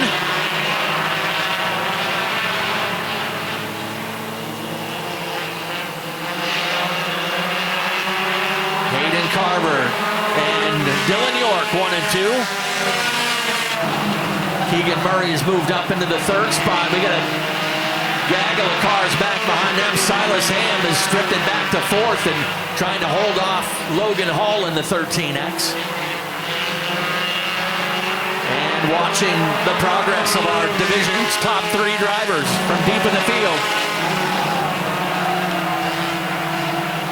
Logan Hall has got the 4th position. Edmond has moved up into 5th. Kerrigan Glazier follows. Everyone's scrambling back there in the middle of the pack to shake loose and get some open racetrack. Jason Meservey heads down pit road.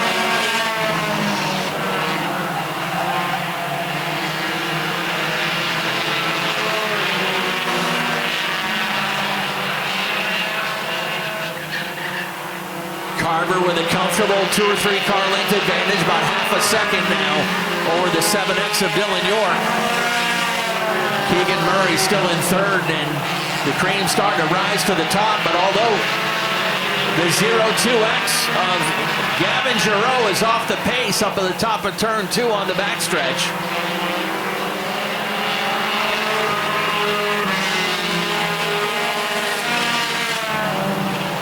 Problem with the right front as he makes it his way around. Will keep us under green. Kerrigan Glazier going for 3rd up on the high side. She drives around Edmond and now gets up to the outside door of Keegan Murray. That first win injecting a lot of confidence in that young lady in the number 99. Passing flag out on the 71 of Jarity.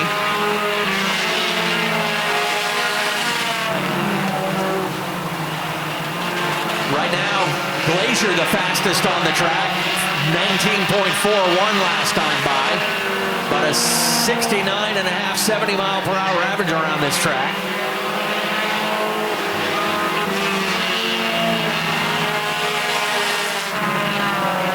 Kyle Inman kind of boxed in there, and the number 5 showing some good sportsmanship. He could force the issue.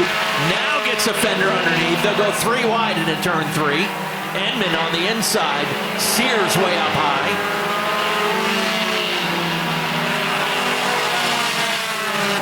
Kerrigan Glazier now putting up a challenge for 2nd with the 7X of Dylan York. Looks like a new car for Dylan this week. And a good run to the outside now, wheel to wheel for 2nd.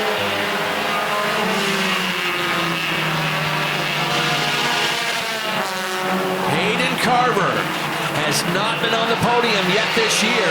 Picked up a heat win, and he's got a half a straightaway advantage over Glazier and York. Glazier finally finishes the pass.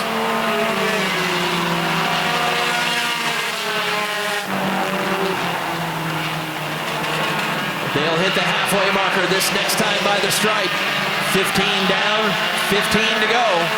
This thing's getting spread all around this 3/8 mile track.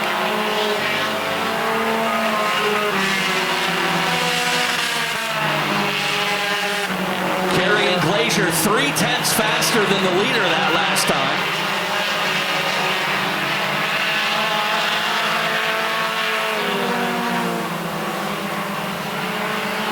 It's Carver, Glazier, York 1, 2, 3. Edmond is 4th.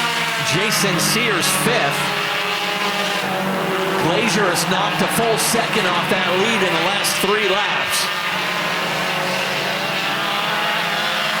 She was 0.4 faster than the leader last time by.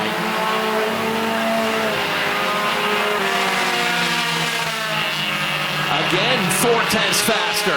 She's closed it in within about 3 car lengths.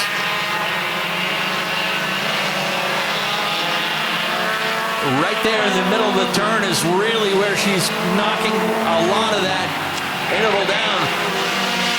And Kerrigan actually just ran the fastest lap of the race with a 19.2.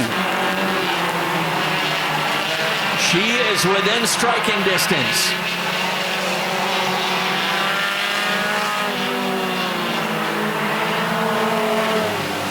Kerrigan Glazier picked up her first career win 2 weeks ago, and definitely not lacking in confidence, as she's ready to mount a challenge on that number 44 of Carver.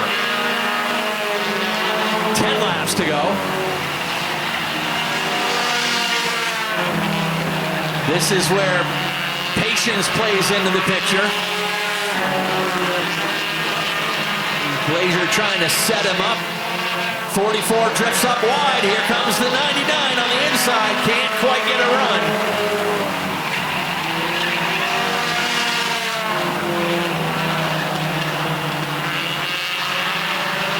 Couple lap cars up ahead. Donovan Thorpe in the 9 and Michaela Weber in the 7.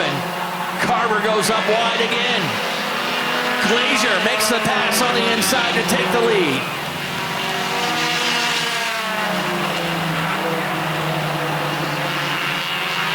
A lot of patience out of that young lady, and it pays off as she takes the lead. And there'll be 7 laps to go this time by the stripe.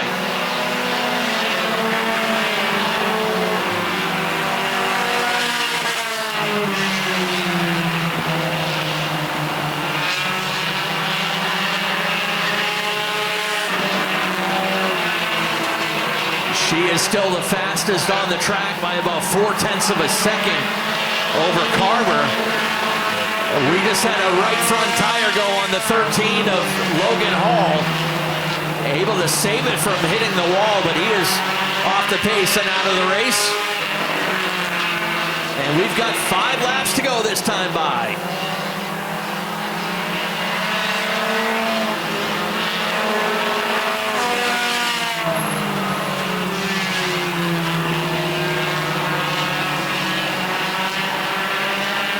Logan Hall will nurse it down pit road, and a good save.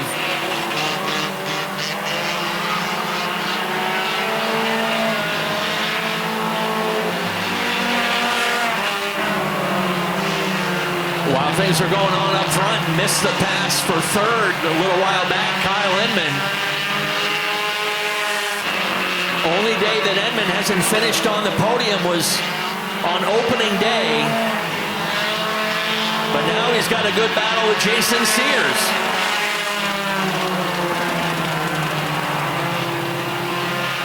We are in bonus time. Third place is still up for grabs with 2 laps to go. Around goes the 44. That's your second place car.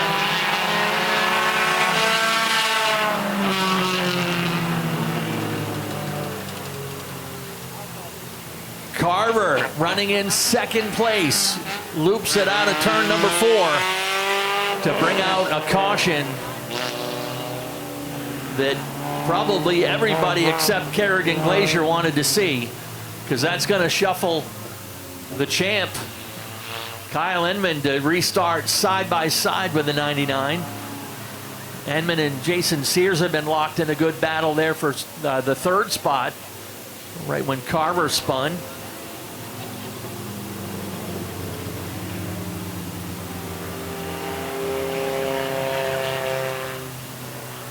A little bit of debris on the front stretch left by the 44. Yeah, Ken. Kerrigan has been turning faster lap times than Kyle Inman, so as long as she can nail down this restart, and maintain the same lap times that she has been doing, she should be able to hold on to this, but it all holds on, or is all going to be determined on this final restart.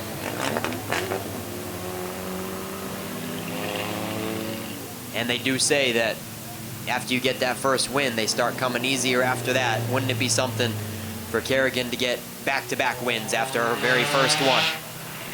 Yeah, and she comes into the weekend 4th in points. She actually missed a race mid-season because her sister got married. But she has held her own nicely in this division, coming into the weekend with 3 podium appearances. Her sister's a bit of a racer herself, too, you know. Yeah. She got 3rd in our most recent 100-lap Enduro. Hope we can see her back in the 150. Yeah, that'll be coming up at the end of the season on October 4th, the Fall Fury 150. That Enduro open to any drivers to race in. Also that day we'll have the Ladies Acceleration Tour and the Wicked Good Vintage Racers back in the house. We'll have our season-ending cookout and awards. So this 2025 season got off to a rough start, but we've been in a good groove, except for last weekend's rain out here in week 22 already. Group 1 champ night next Saturday night. Group 2 champ night in 2 weeks, including the 13th annual Strictly Shootout, presented by Thayer Competition Race Engines. So just 2 more weeks of regular racing, and then we'll wrap it up on October 4th with Fall Fury.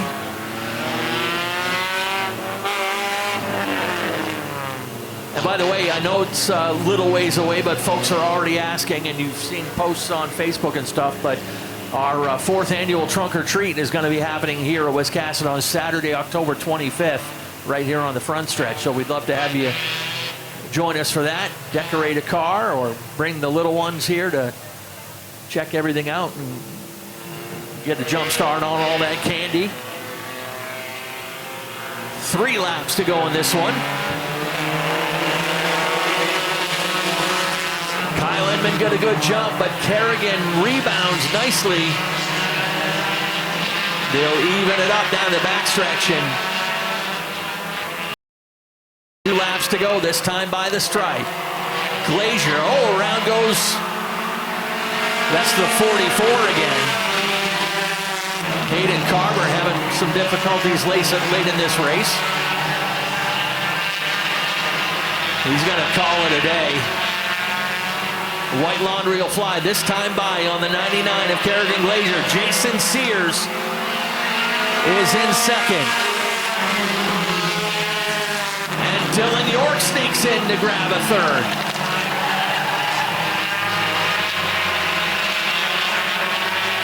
Final time down through turn 3 and 4. Checkered flag is ready to fly. Make it 2 in a row for Kerrigan Glazier.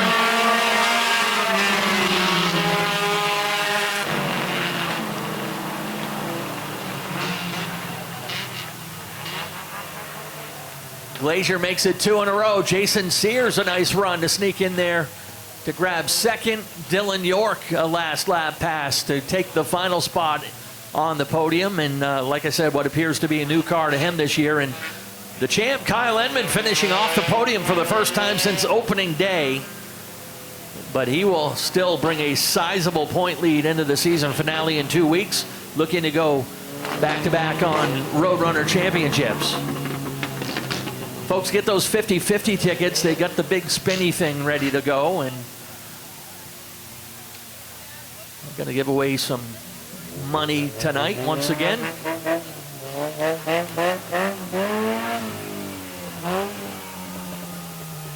And remember, when we call the 50-50 number, you've got a half an hour to come and claim your prize money. So don't throw those tickets away.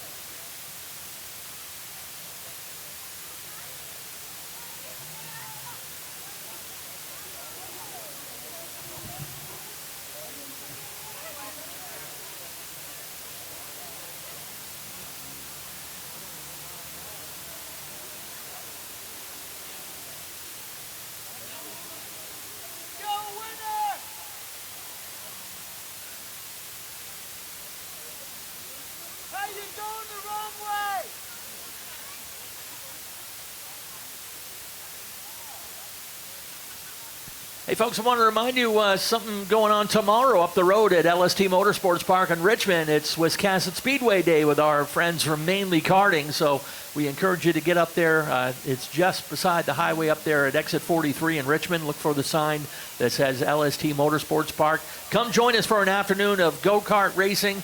Going to have a little bit of fun, too, as we're sponsoring the program. And we've got a Wiscasset Speedway celebrity go-kart race happening tomorrow afternoon.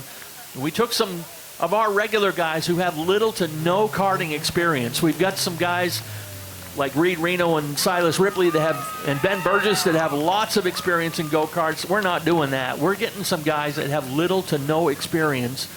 And as soon as I get a chance, I'll let you know who those drivers are that are going to be running in that race. But in the meantime, let's head trackside. Nick Huff has got your top three. Well, well, well. Fancy seeing Kerrigan here once again, fresh off of her very first ever career win. And she makes it back-to-back in car number 99.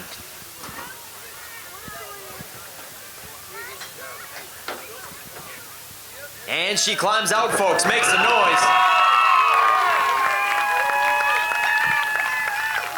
Oh man, Kerrigan, looked like for a moment there with a caution-free race you were going to sail off into the sunset. Did that last restart have you a little nervous? Oh yeah, I was very nervous. Kyle Edmund, he's a fast car. He's competitive, and yeah, I was scared. Well, it certainly looks like you had some more fun out there and have been enjoying the whole season. Who do you got to thank for helping you on the 99 all season long? Bill and Bonnie, Botter Builders, Surveying Inc., my mom, my dad, whole family. I have some teachers that came here to watch me, so thank you for coming.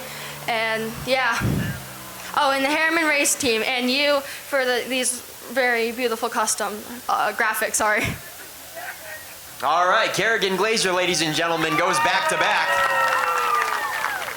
And then this guy, looked like you kicked it into high gear there after the restart. You were all over her butt. Well, I couldn't let her get away, or there was no chance. At least if she made a slip in them last few laps, I maybe could have got my nose in the door. But she hit her marks, ran a good race.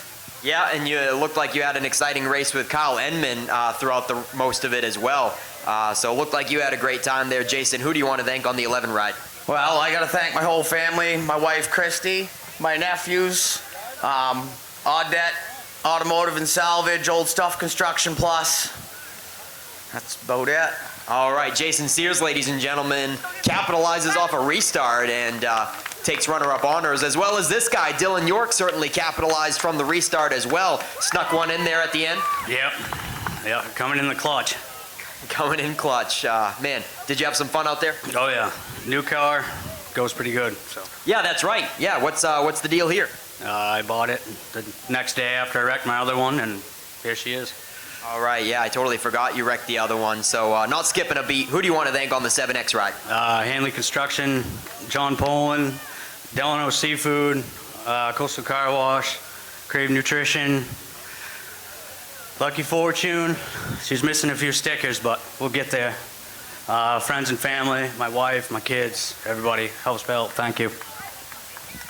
Dylan York, ladies and gentlemen, sneaks one in there with the last restart. Tough break for Kyle Edmund there. He certainly looked like he had second in the bag, and the restart did not play out so favorable for him. So Dylan York, Jason Sears, and Kerrigan Glazier, your Dale's Cash Fuel Roadrunner top three for this evening. And we'll get them up here in front of the 99 for some top three photos in Coastal Auto Parts Napa Victory Lane, and also give away some cash money to a lucky yellow ticket holder tonight. $877.50, folks, goes to ticket number 93668915. It is yellow, and it is 93668915. Come on down towards Victory Lane and claim your $877, and you have a half hour to do it. Ken, you say the rest. Yeah, if you don't claim your prize within a half an hour, we'll draw another ticket, so don't throw those tickets away just yet. Congratulations to our top three, and we are ready to roll out the Portland Glass Strictly Streets.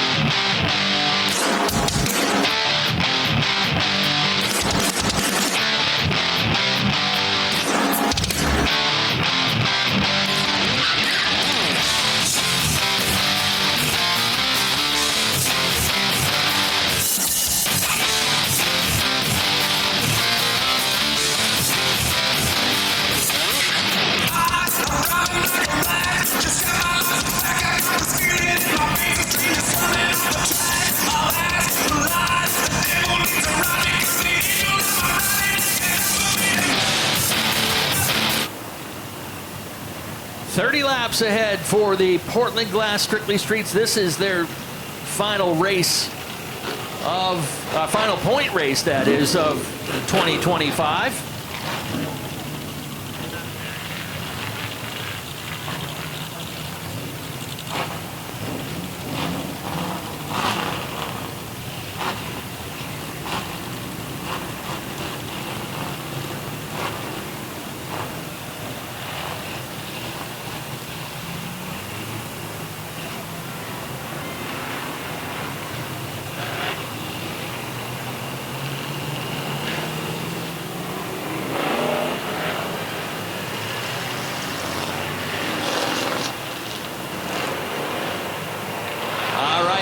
Your lineup on this one goes with Mike Delano in the number 27, Ryan Easency in the 49, Tyler Dinsmore is in the 12, and Matty Mingo in the 12M. Row 3 has Chuck Wagstaff in the 31, Matt Venot in the number 98. Zach Emerson is in the number 23, Sean Emery in the 13, Chaz Briggs in the 82, Scott Eck in the 27. Ethan Dinsmore in the 8X, Landon Tapley in the 25, Steve Pierpont in the 33X, Donnie Fletcher in the 14, Dale Lawrence is in the 2, Joe Harriman in the 20, Ben Burgess in the 7B, Dan Brown in the 83, Cowboy Dan Trask in the 3, Jordan Russell in the 4, Billy Childs Jr. in the 1, Dan Morton in the 00M, Mac Hannon Jr. in the 08, Ray Dinsmore in the 81 is your most recent winner. Cam Richards in the 37. Nate Levin in the 69. 78, Brady Romano, the 96 of Alex Cromwell. And in a backup car, Dan McK Jr. is in the, what was the 3P, it is now the 40.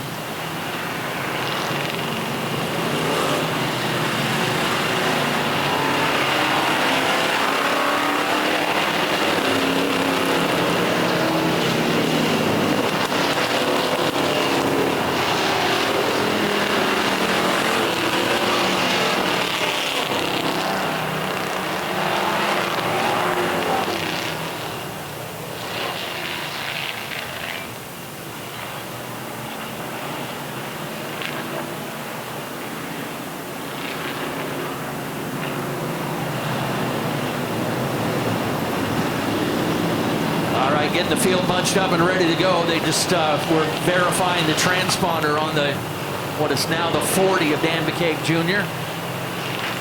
Lights are off on the pace car. We are ready to rock and roll with the Portland Glass Strictly Streets. 30 laps will decide the 2025 championship. Mike Delano and Ryan Easency ready to get it going. Green flag is out. Let's go.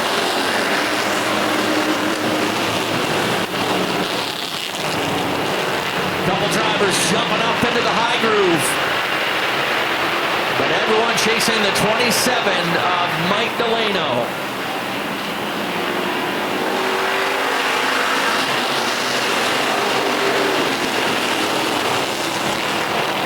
Easency second. Wagstaff and Emerson are side by side for third. Zach Emerson already up 3 positions. Now 4 positions in the third.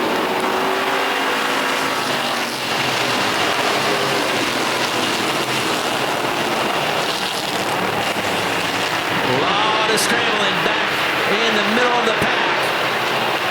Emerson was scheduled to start in 9th, but a couple cars drop into the tail end of the field, moved him up 2 spots into 7th.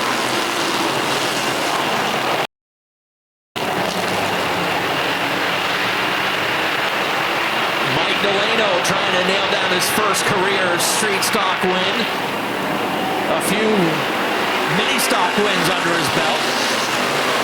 But everybody chasing the 23 of Zach Emerson. Emerson turning a 17.47 that time.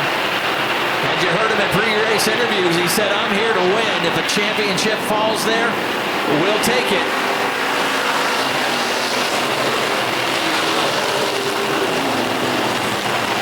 Keeping an eye on some of our other championship contenders. Ben Burgess now running in 14th.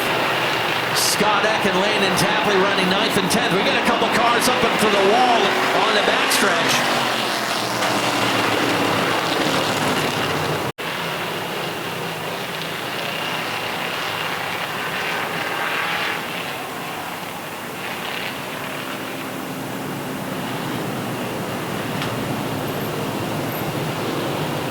On this restart, it's Emerson and Delano.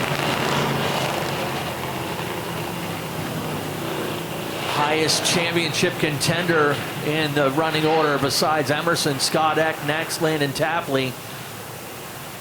Ben Burgess is right there in the middle of the fight as well, restarting around 13th.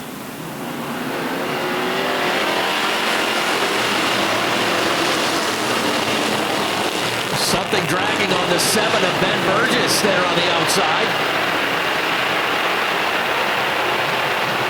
He's being chased by Billy Childs in the 1. Childs going to send it up 3 wide.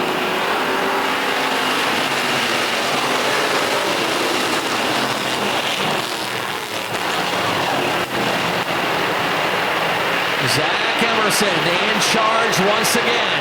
3 wide action back behind him. Eck on the low side. You got Matt Vinod right in the middle. Ethan Dinsmore in the 8X driving around, and Vinod gets knocked out of line. It's going to stack him up over in turn 2, but everyone able to drive away. That could have been a big mess.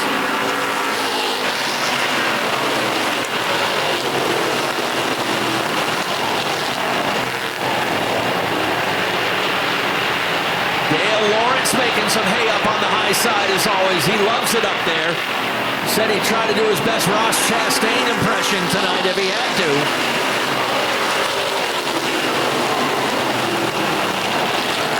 As well as Mac Hannon. Mac Hannon started this race back in 26th.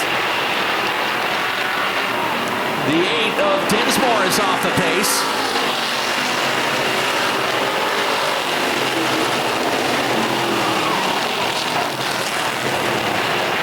First 10 laps in the books.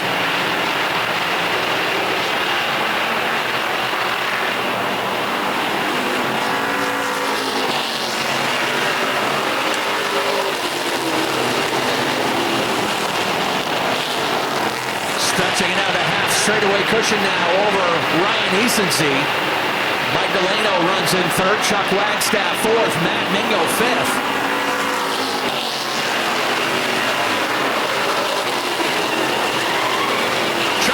Front stretch, and Matt Vinod gets T-boned by the 83. Dan Brown with nowhere to go and some heavy contact with the 89 of Matt Vinod.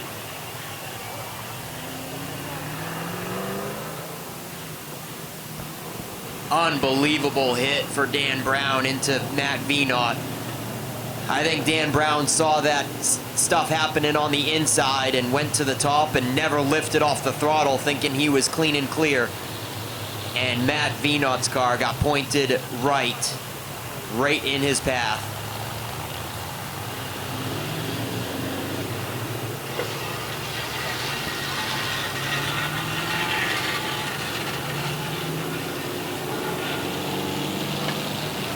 Yeah, Matt Vinod okay in the 98. Mike Carlton getting over there said thumbs up. The Windows net is down, so Matt Vinod probably done. Looks like Dan Morton in the 0-0 off the track there to the bottom side, but Dan Brown was able to limp what he had left of a car down pit road. Yeah, he didn't make it very far, though. I saw he came to a stop, and then all of his crew came and helped push it the rest of the way. So they did get that out of the pit lane. And Ben Burgess got some exhaust dragging off the right side. You see it. It's not under the car. It's kind of off the right side of the car. Is definitely a hazard to anyone racing on the outside of him. So Burgess has to go get that exhaust taken care of. Yeah, 3 drivers have been on the top of the headlines for this points title all week long. Zach Emerson, Dan McK Jr., and Ben Burgess. And man, for 2 of them, it has been an uphill battle all day. But for Zach Emerson, it has been pretty clean and clear so far. And still to come, as he is right on the pole and doesn't have to mess with any traffic in front of him.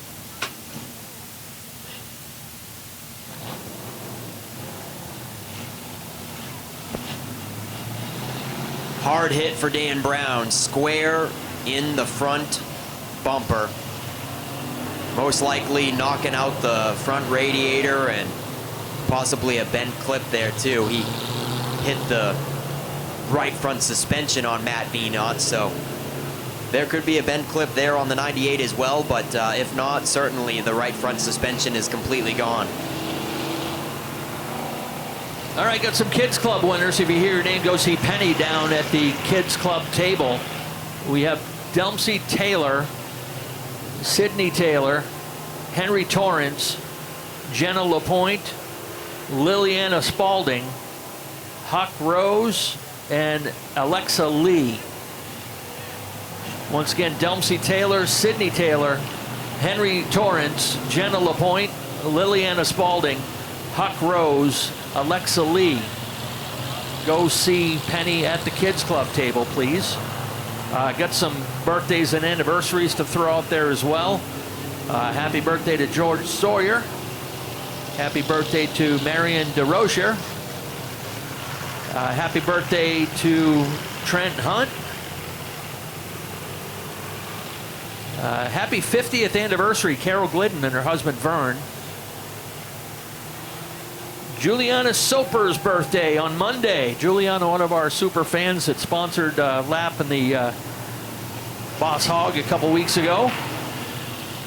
And forgot to mention, it's Dan McK Jr. and his twin brother Sean. It's their birthday as well, so happy birthday. Also, I had promised you a list of drivers that are going to be running in that celebrity go-kart race tomorrow. You can make it up to Richmond. Pit gate opens up at 9 a.m. Racing starts at 12:30. And in that celebrity go-kart race will be Ryan Neal, Matt Beers, Scott Eck, Mac Hannon Jr., David Greenleaf, Nick Morton, Logan Melcher, Will Collins, and Adam Chadbourne. And I've also been told, I believe, 250 winner Austin Terrace may be in that race as well. But we wanted to, as I said, get some experienced racers here on the big track that had little to no karting experience for a fun little experiment.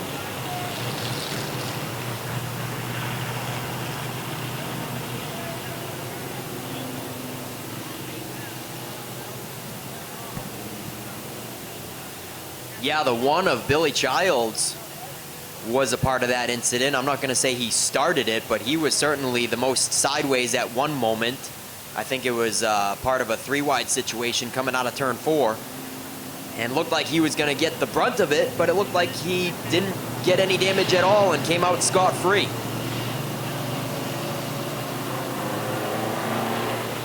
It looks like they're going to head that car, Matt Vinod, out the back entrance. Another Pro Body Works cleanup. This one coming out with 12 laps complete. Just short of halfway.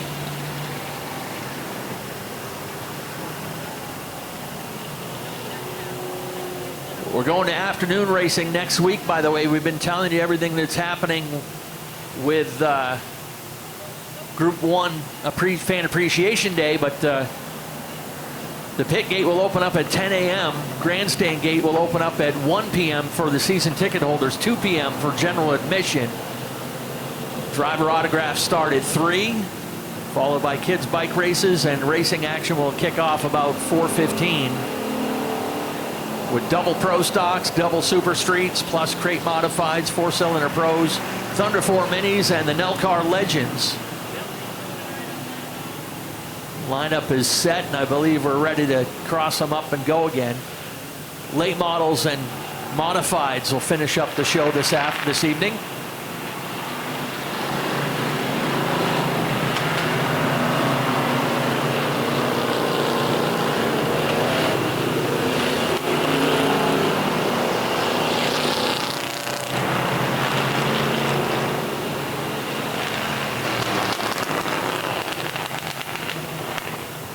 Everyone back at their stations will go lights out this time at the line.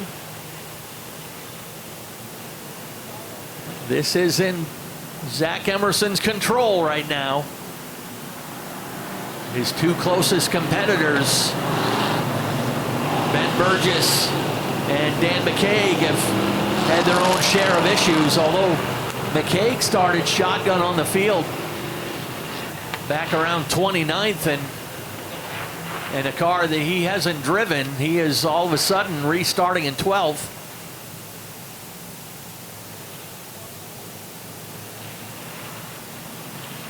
But he was 10 points behind Emerson coming into this feature. Let's go.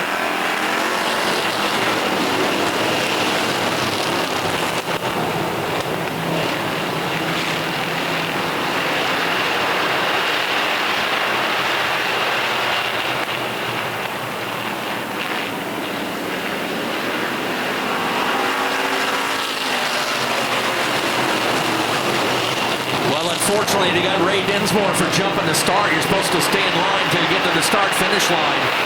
They nailed him for passing a couple of cars up in the third group before they got there, so a penalty will be coming to the 81.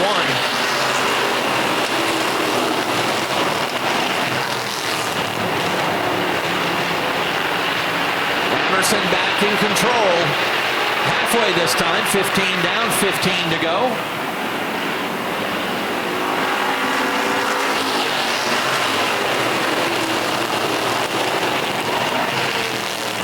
Burgess coming back to life on the outside,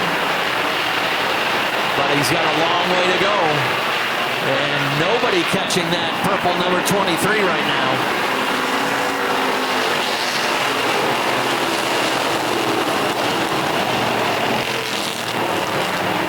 Dan McK has made it up to 11th. Got to give a shout out to Ryan Easonsey in that 49. He and Mike Delano have been running a really good race up front there while everyone else is battling it out. They're taking advantage of that clear racetrack. Ryan Easonsey in just his second year here in the Strictly Streets.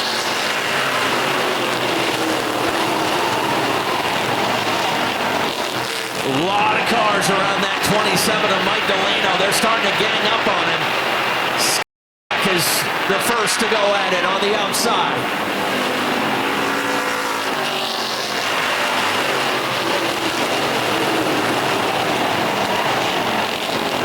Chuck Wagstaff is there in the picture as well as Sean Emery. Mack and Emery came from deep in the field.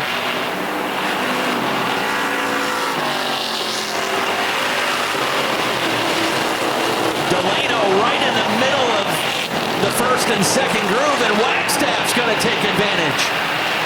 Chuck Wagstaff. Matty Mingo still in the picture as well in the 12M.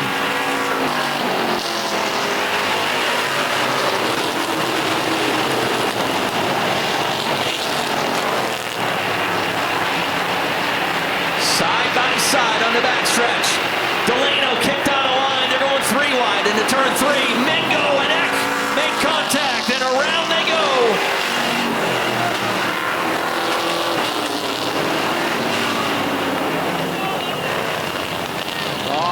have been bad, although Mac Hannon's heading down pit road. He might have a tire down, but 27 of Eck and the 12M of Matt Mingo come together over in turn 4, and that's another one that could have been a lot worse than it looked when it started.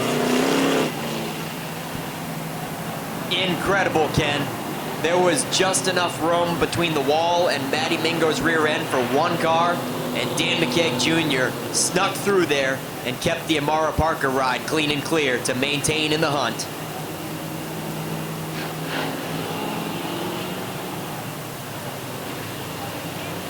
So race control will go to work after this third caution of the race with 9 laps to go. Yeah, man, tough break for the 27 and the 12. 3 wide deal there, like you said. Mike Delano got kicked up out of line. He got forced to be in the third groove, not wanting to be there for sure. Eck and Mingo side by side get underneath him, and I actually don't think that Delano squeezed him. I think Delano gave him plenty of room to keep it 3 wide, and Eck and Mingo still came together in the middle of 3 and 4 spinning out.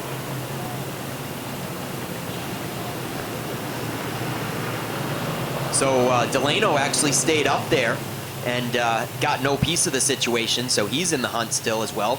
He remains in 4th. Yeah, with a few cars, those 2 cars of Eck and Mingo involved in that one, Hannon went to the pit, so that's going to shuffle McKay and Burgess inside the top 10 on this restart.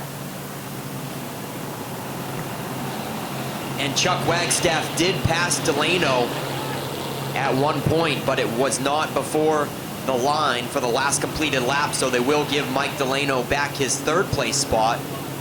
He catches a real good break there. The 27's back into the top 3. Chuck Wagstaff also having a great run after 2 back-to-back weeks of big carnage for the 31 ride.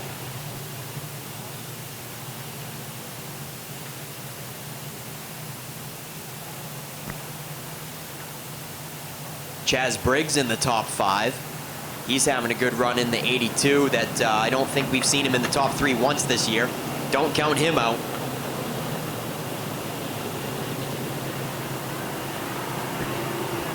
I think if I'm not mistaken, Chaz Briggs got 1 top 3 last year, but not yet this season.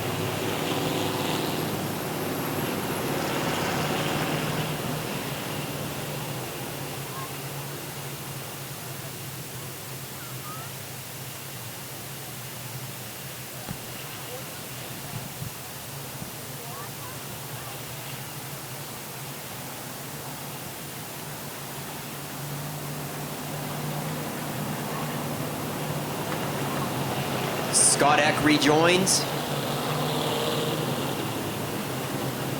as well as Mac Hannon, I believe, in the 08 just came out of the pits.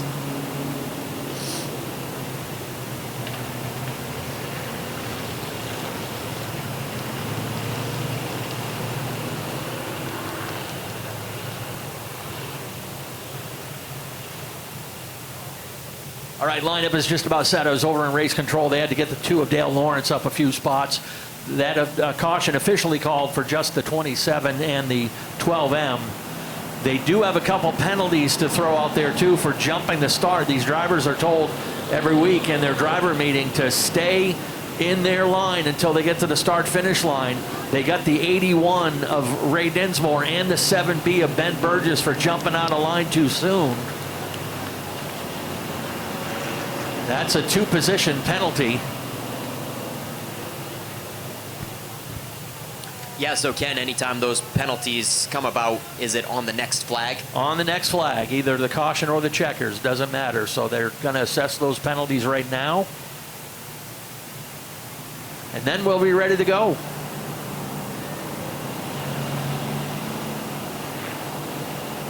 Yeah, Chaz Briggs, I heard you mention him in the 82. He started right there in the middle of the pack, and he has had his own share of tough luck this season, but has had a solid run today and will restart in 5th.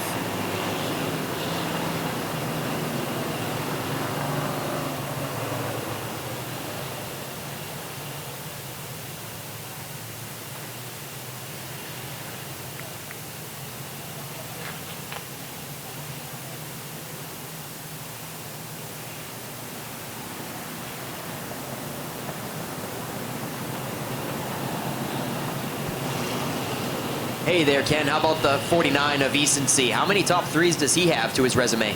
He does not have a single top 5 to his resume. Without a doubt, the best run of his brief career. But 9 laps, a lot can happen. Get some of the cream starting to rise to the top a little bit here. This has been Zach Emerson's race, but you're bringing some of the guys like Chaz Briggs into the picture. Dan Trask in the 23. He started deep in the field back in 21st. Landon Tapley in the 25. Dan McK Jr. started this race back in 29th. And McKay is starting inside the top 10 now in 8th. And we just wanted to let you know we did get our 50-50 winner, folks. Congratulations to Tony Burke on the 50-50 winnings.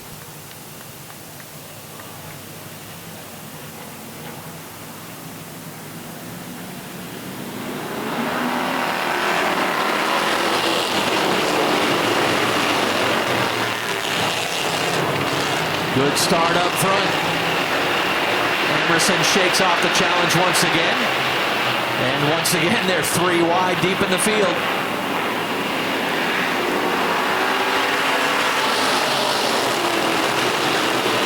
Speaking of 3 wide, McKaig's right in the middle of a sandwich with Billy Childs up on the high side. Billy Childs started this race back in 23rd, and he's knocking on the door of the top 10.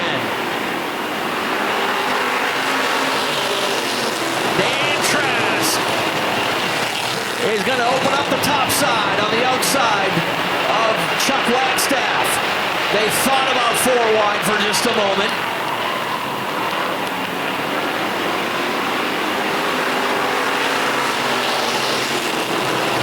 Billy Childs right in the middle of it as well.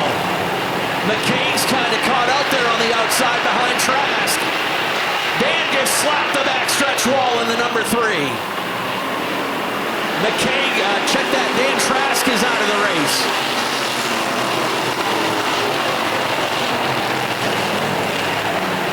This thing is getting crazy. And here comes Chaz Briggs knocking on the door of the top 3. Mike Delano's got 2nd. Easonsey 3rd.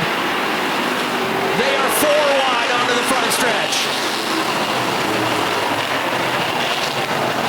Check the rookie Ben Burgess right there in the middle of the pack.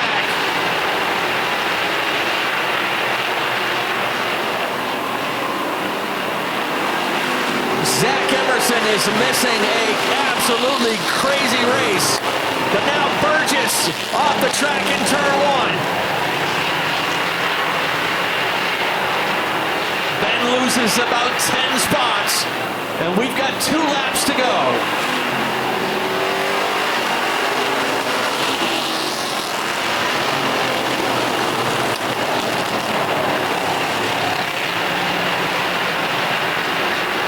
White Laundry is ready to fly. One more time around.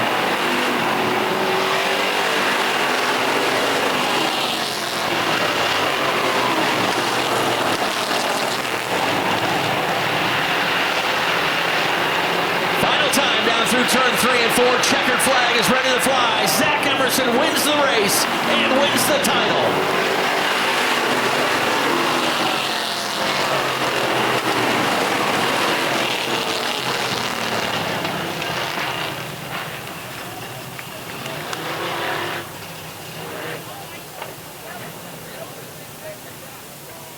What a race.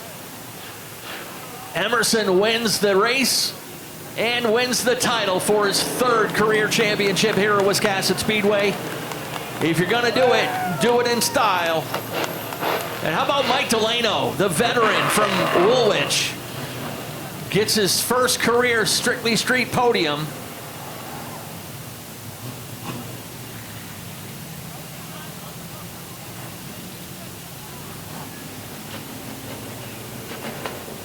Chaz Briggs sneaks in to grab 3rd. Great run from the veteran out of Westbrook.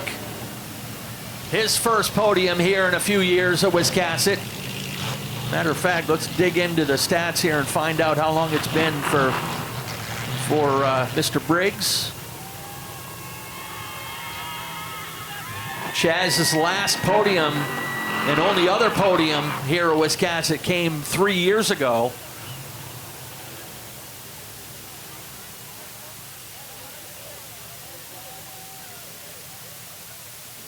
Landon Tapley from deep in the field. Tapley started 14th, finishes in 4th. Sean Emery in the 13.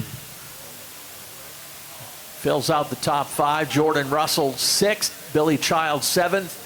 Ryan Easonsey holds on for an 8th place finish. Scott Eck, after being in that last caution, blasts back up through the field to finish 9th. And Matt Mingo 10th for his one of his best finishes.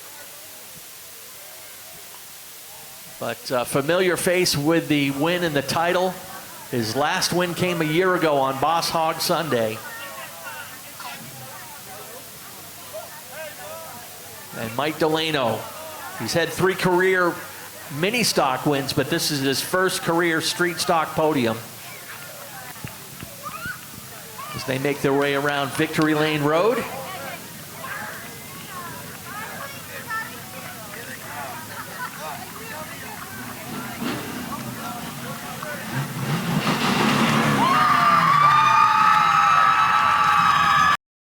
As I said, if you're going to do it in style and do it by winning the race.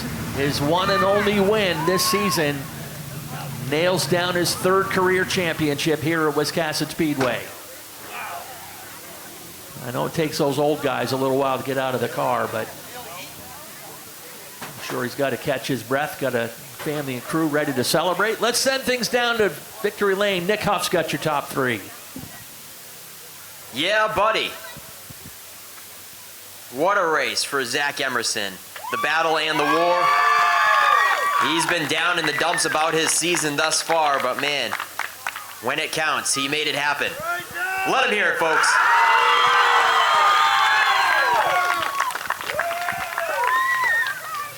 Man, oh man, Zach, you pulled it off. What a day for you. Yeah, it was. We showed up today and we weren't real good. We did a lot of work this last couple weeks. We completely tore this car apart. I mean, we hadn't been the strongest car all year, but we just been there. And we decided we was going to start over. We literally had front end, rear end out of this. I'd like to thank the crew, the guys behind, you know, I just can't thank them enough. They've worked their tails off on all the cars back there. My wife for putting up with the last couple weeks because I ain't been home much. I'd like to thank my sponsors. ABG Heating, Yankee Yardworks, big sponsor, Emerson Pilot Cars, Emerson's Garage, RPM Racing Engines. Thanks to Wayne Edmond, he did a lot of work on this this past week. I can't thank him enough. And thanks for all the fans for coming out, and we're gonna celebrate tonight. Heck yeah! 3-time street stock champion at Wiscasset Speedway. And then how about this guy, Mike Delano? First street stock top 3. How's it feel, Mike? It feels great. It feels awesome. It's been a long time coming. We started to get a late start this season. Might have a half a dozen races time the shootout happens, but just been working hard. It's just me and my girlfriend, and you know, we got a couple of people come help out in the pits, but we just plug away a little bit at a time and go with our thoughts, and it's panning out. It's working pretty good. I got to thank James Osmond. He always helps with the setup and whatnot. Guides me through it. I do the setup. He tells me yes, no, maybe, and it's doing well. It's doing well. Yeah, you certainly did well today, and capitalized with that late race restart. I think picked off another spot again. Absolutely, that definitely helped. That definitely helped. I wasn't sure we'd been able to do it on the outside there. I was a little concerned for a minute, but it seemed to like it either place. So I guess we'll take it as it comes. All right, Mike Delano, everybody. Awesome run. And Chaz Briggs, first time we've seen you in the top 3 for a little while as well. How's it feel, man? It feels amazing. It's been a lot of work. I want to start out by thanking my loyal, dedicated crew chief, Jamie Johnson. The last few times I went, I forgot to thank her, so that was dumb. Thank all my crew. Nate Levitt helps me with this thing every week. The Conley boys, John Burgess, he's, you know, the team, you know, it's a team. The Phillips, they help. They weren't here tonight, but they usually make sure that I get to the track. Both Ray and Ryan, they race here. Anyways, I'm not very good at the public speaking, but my beautiful fiance, Brittany, I guess we'll announce, you know, we're having a baby, so that's pretty dope. Announcing it over the radio like that, you know, big deal. Didn't think it would ever happen. I'm 40 years old, and you know, time for new beginnings, and finally up here. So nice to finally meet you folks. I guess that's it. All right, Chaz Briggs, soaking in the moment. Congratulations, buddy.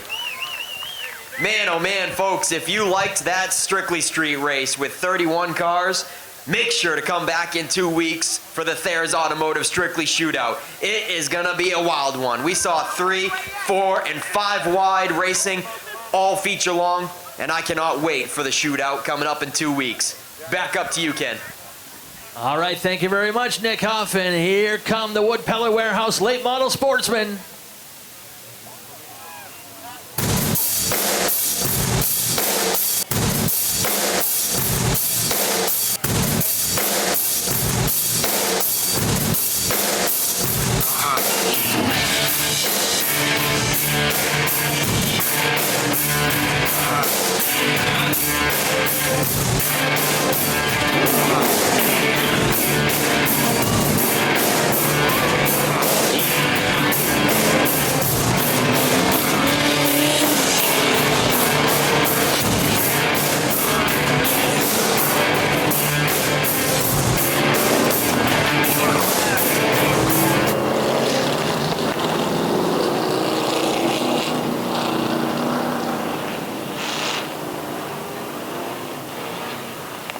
Ready to go with the Wood Pellet Warehouse late model sportsman. 40 laps the regular distance tonight. And hey, his dad just won the championship. This kid's going to start on the pole. His new baby got to celebrate with Gramps.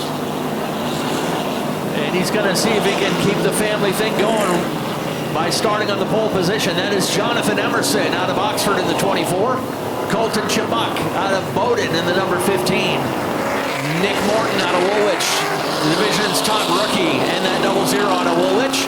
Brent Roy out of Vassalboro on the number 26. Then comes Alex Waltz out of Walpole in the number 00. Ben Burgess, or check that, Ashton Burgess in the number 34 out of Waterville. Then comes your point leader, Daniel Harding out of Fairfield in the 38. Brett Osmond in the 05, Ryan St. Clair in the 51. Ben Burgess in the 47, Frank Moulton in the 15, Tiger Colby in the 78, Will Collins in the 25. Your most recent winner, Ben Nile, goes by the code name Sasquatch in car number 72. Randy Barker III in the number 8, Chase Burgess in the 34, and Pat Murphy in the 86 is your late model field. Emerson and Chibuk ready to go. Green flag is out.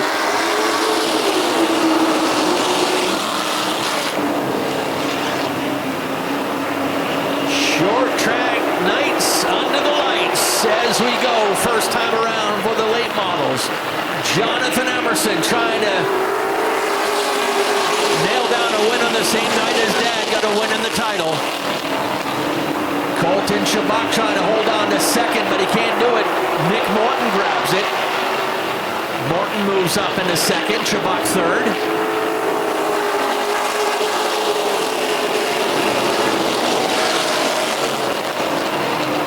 Out single file front 5 now. Closest race for 5th, Alex Waltz in the 00. Daniel Harding, no surprise to see him in the outside lane.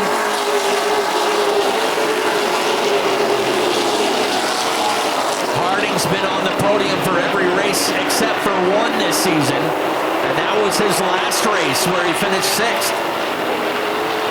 But he's in the top 5 already.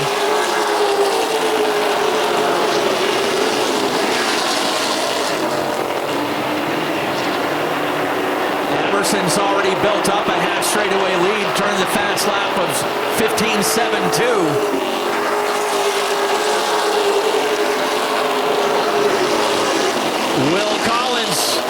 Will Collins not waiting around either. Collins made it 3 wide out of turn 4 last time. He's got a long way to go up from the back of the field.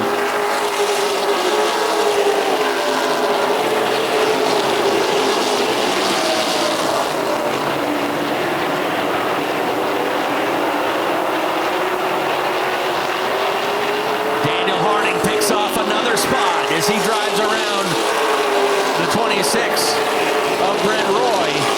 Put the 38 into the 4th position. Next car in his sights, the 15 of Colton Chabot.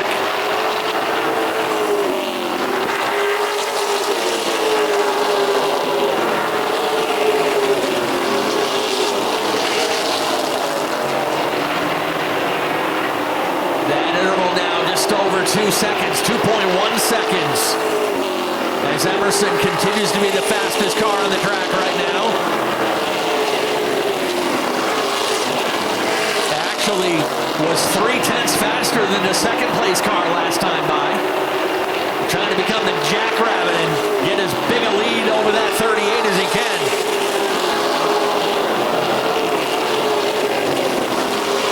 Harding is up in the top 3 now as he gets by Colton Chabot.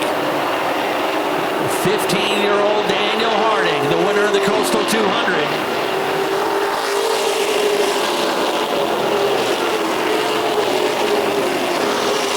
Now quickly pulls up to the outside of Nick Morton.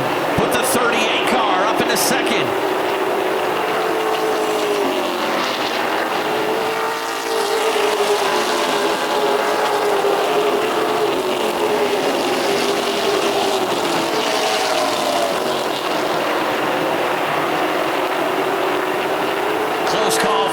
Waltz and Ben Nile back in the field, but they get it sorted out. Actually, Alex Waltz might have cut down a tire.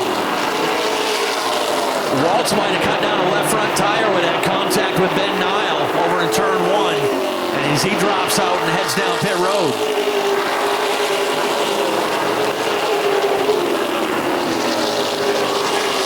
Checking lap times between Jonathan Emerson and Daniel Harding. Harding was 0.3 faster last time.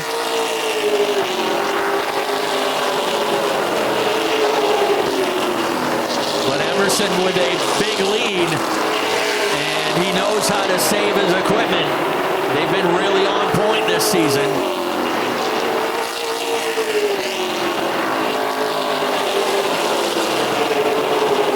Harding still picking off about a 1/10 of a second a lap. In the meantime, Ryan St. Clair on the move up from the back of the pack. St. Clair started the race 9th, and he is inside the top 3 now.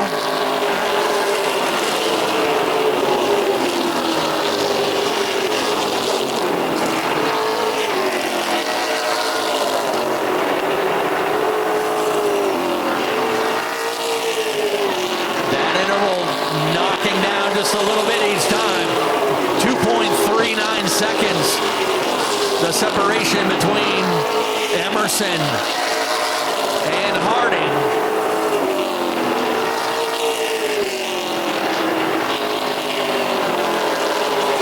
Harding 2/10 faster that last time. Well, we're going to hit the halfway marker this time by the stripe. 20 laps down, 20 laps to go.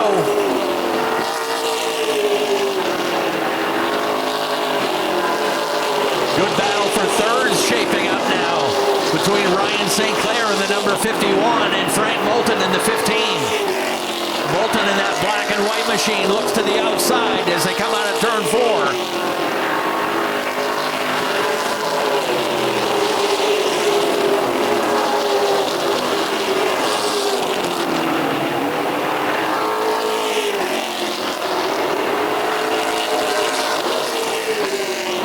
Emerson able to get his way around the 8 of Randy Barker. Now Daniel Harding will have to find the spot to make a smooth pass around the number 8. Interval is down under 1.5 seconds.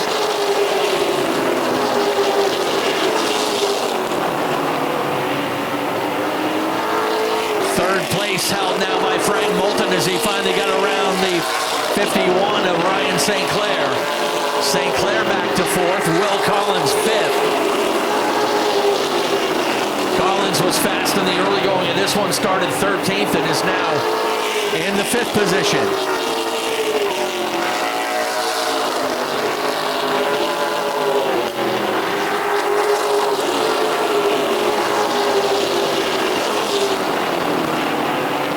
Colby's been mired back in traffic much of this race. Caught in behind a side-by-side battle. There goes Pat Murphy down pit road. The 86 will drop out.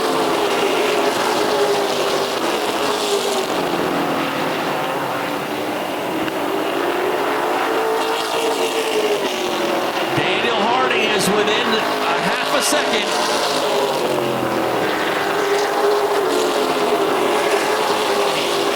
He's chased him down from about a 2.5 second interval.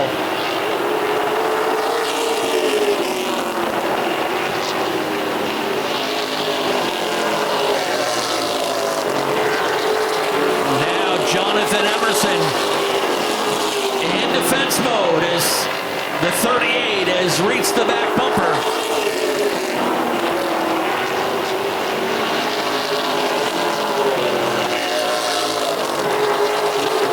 Did Harding use it all up chasing him down? Or did Emerson save enough to hold off the point leader here in the late going?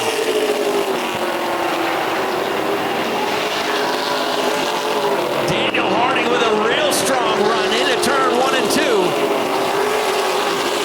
And we got a problem on the 8 of Randy Barker. He's going up in smoke on the low side. And he's going to bring it down pit road to the infield just as the car goes up. Nice move out of Randy Barker in that 8 car.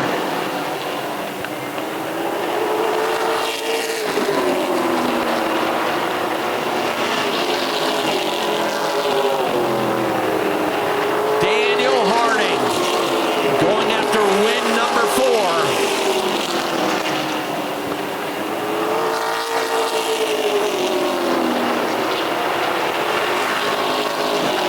33 laps complete. We'll make it 34 next time by the line.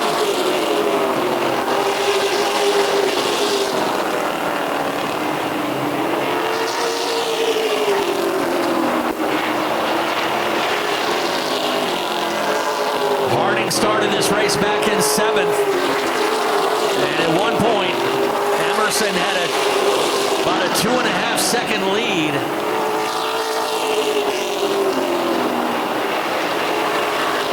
Inside the final 5.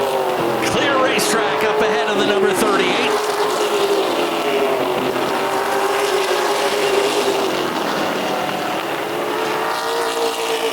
Emerson trying to keep him in his sights. Just in case something happens or a little flinch out of that 38. But that kid has been rock solid all season long.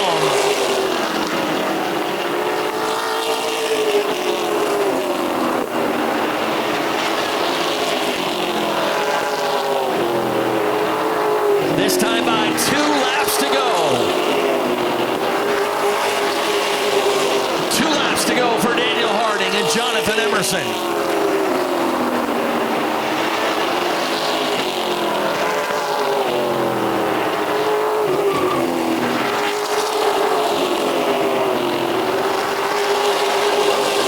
That pack of 4 cars racing for position will not play into this one. White flag is out one more time around.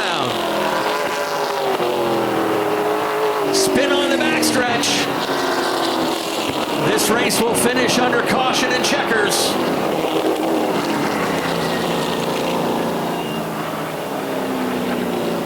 We finish under caution and checkers.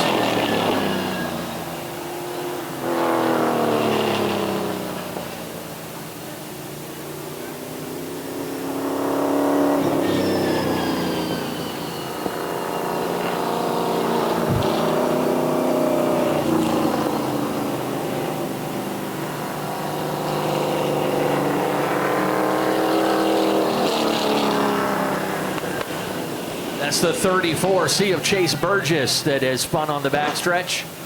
So the leader had taken the white flag, so the race is complete.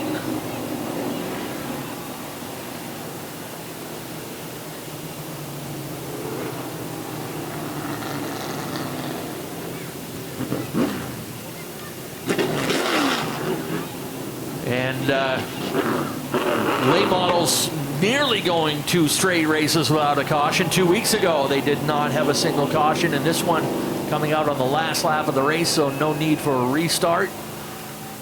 And Daniel Harding grabbing his 4th win of the season and puts a stranglehold on this late model division with just 1 race to go. He's going to, well, Jonathan Emerson will still be mathematically in the picture, but Harding will really just have to make sure he keeps the car clean to take home his first track championship, our second track championship. I digress. Is Daniel the youngest champion in this track's history when he won the 4-cylinder Pro Championship at the ripe old age of 11.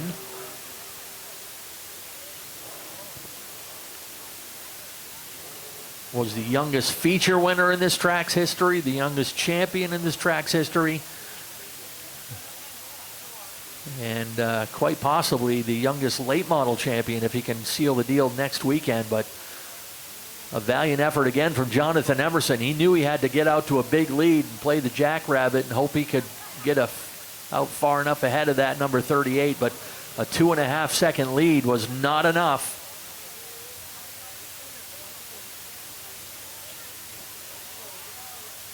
As we said, Daniel finishing off the podium just once all season long, and that was 2 weeks ago with a uncharacteristic 6th place finish. And going to give a thumbs up to Randy Barker, by the way. That 8 car started blowing up on him, and he wisely pulled it to pit road in the infield to keep the race under green flag conditions before any fluid was put down on the track. So not going unnoticed. A big thank you to Randy. And some familiar faces in victory lane once again here with the late models. Let's send things trackside. Nick Huff's got your top 3. And the smooth operator pulls it off once again in a caution-free late model event brought to you by Wood Pellet Warehouse. I guess it was pretty much caution-free. I mean, we did have to finish it under a checkered and a caution, so I don't know if that counts, but glad that nobody got into the 34 of Chase Burgess there, and everybody was clean and safe tonight. All right, Joe says it counts. Daniel Harding, ladies and gentlemen. Smooth operator. Jonathan Emerson got out to a huge lead. Did you think that you'd be able to reel it in? Just ran the best race I could. Tried to do everything as correctly as I could and managed to catch him, get around him cleanly, and yeah. All right, Daniel, you've got a pretty healthy margin on the points championship cushion there, and who do you want to thank on the 38 ride for such a great season? Just all these guys that put the work in and help us, marshals, just everybody. It's a great season. Hoping to end it next weekend just like this, so yeah. All right, Daniel Harding, ladies and gentlemen. All right, Jonathan Emerson.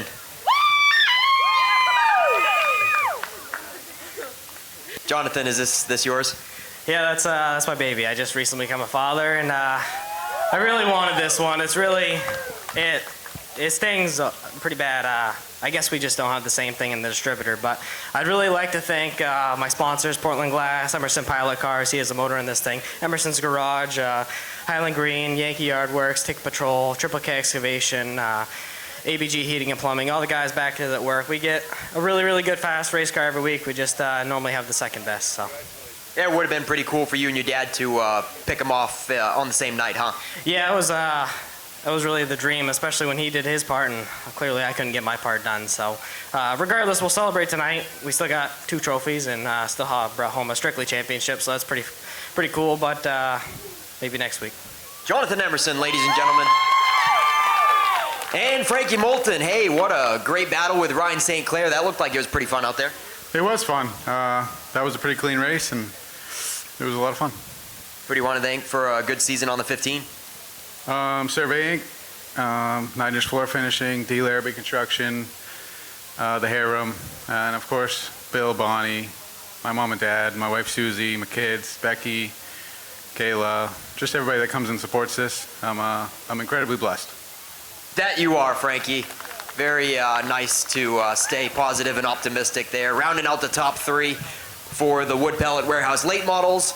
And we'll get him and Jonathan Emerson in front of the 38 with Daniel for some top 3 photos in Coastal Auto Parts Napa Victory Lane. Coastal Auto Parts has been in business since 1981 with 30 Napa locations across the state of Maine. You can find the closest one near you at www.capnapa.com. Thank you, Coastal Auto Parts Napa, for sponsoring Wiscasset Speedway Victory Lane. Back up to you, Ken. Finished up the Mod Squad. A lot of Mod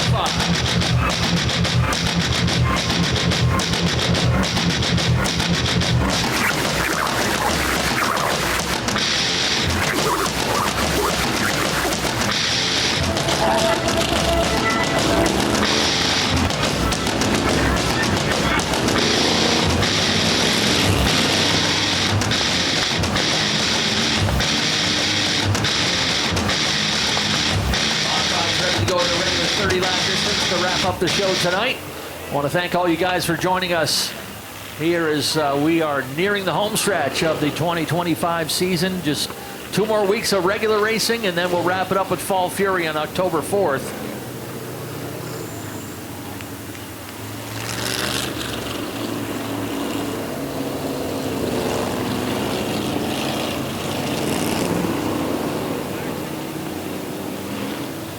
Lineup for this one has the defending champion Adam Chadbourne out of Woolwich in car number 1. To his outside, Faith Cleaves and the number 89 out of Pownell.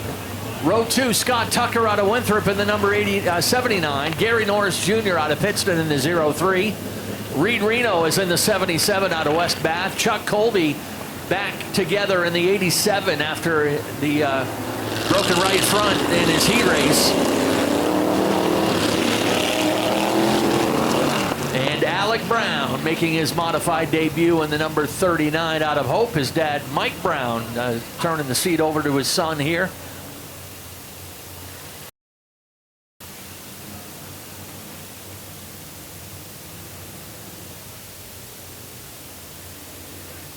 Delmise Taylor, please go see Penny at the Kids Club table. Delmise Taylor.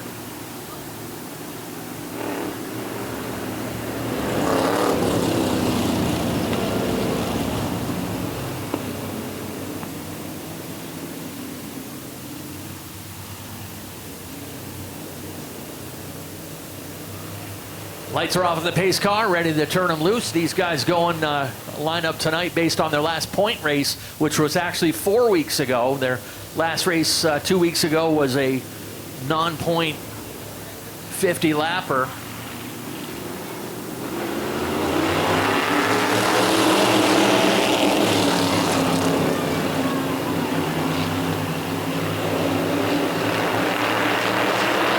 And Adam Chadbourne taking advantage of a front row starting spot. We got some trouble over there in turn 4.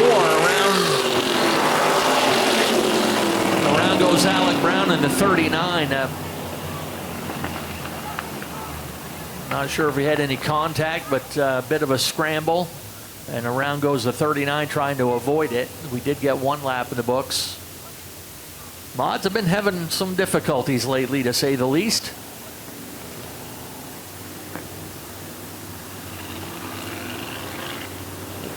Coming into tonight, as we mentioned, Chuck Colby with a point lead. 2 points over Reed Reno, 10 over Adam Chadbourne, but a little bit of a shake-up there.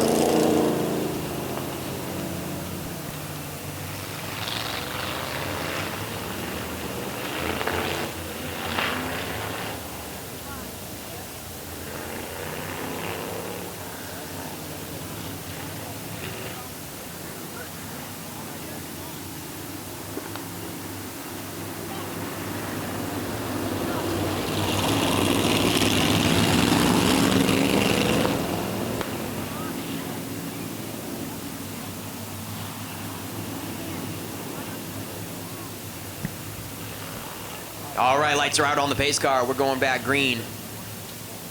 There was a little contact up ahead that instigated the spin of Alec Brown, as it looked like he was just trying to avoid a chain reaction of hitting somebody's bumper, but we are clean and clear and ready to go.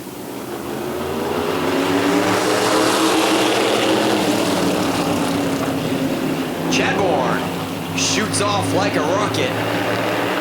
Leaves Faith Cleaves in the dust. Scott Tucker rises to the challenge to the inside of Faith for second.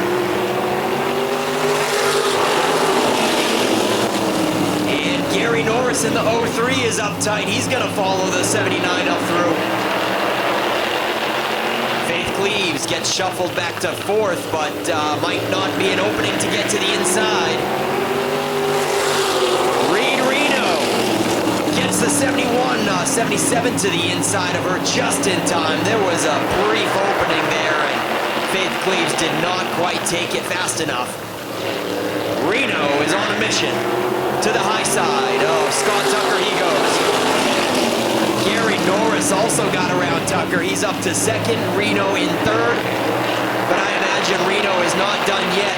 Here he goes to the top of Norris into turn 3. We're side by side for second. And Reno makes quick work of Norris. That didn't take him very long. He's up to second now and gives chase to Adam Chadbourne. He is certainly closing the gap on the one machine in a hurry.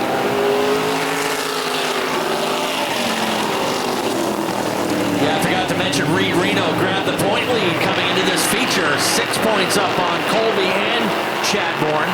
So Reed trying to keep that leader close.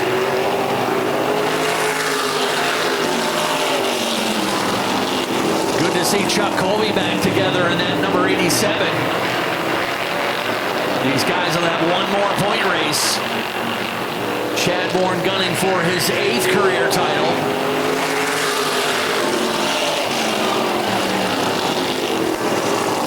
Reed Reno and Chuck Colby each gunning for their first career title. As long as Chuck Colby's been racing here at Wiscasset, some 25 plus years, has not won a championship. He has rarely put in a full season, but they've been on a mission last couple years, and he came close last year and is still close this year.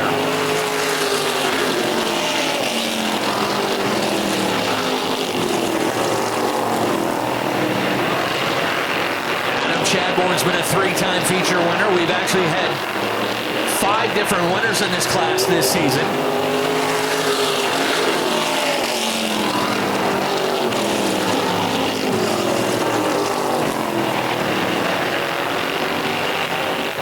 Adams got about a half-second lead now over Reed Reno. Reed keeping him within striking distance. Actually, Reed just a little bit faster on that last lap. Closing it in now within a car length.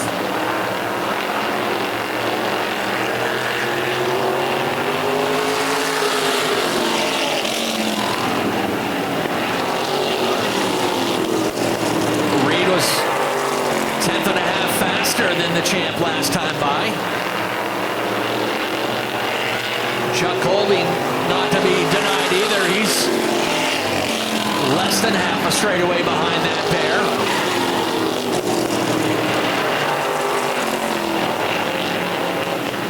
15, halfway this time by, 15 down, 15 to go.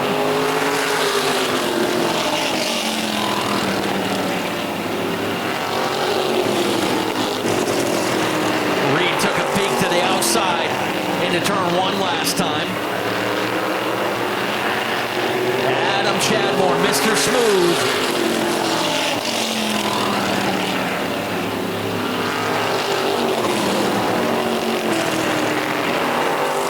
7-time champion, 2-time driver of the year.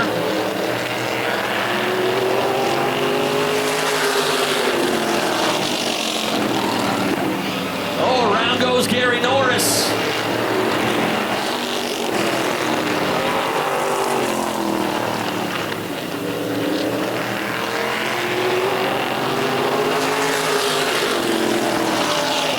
No movement yet out of the 0-3. Now he gets it fired up and back underway.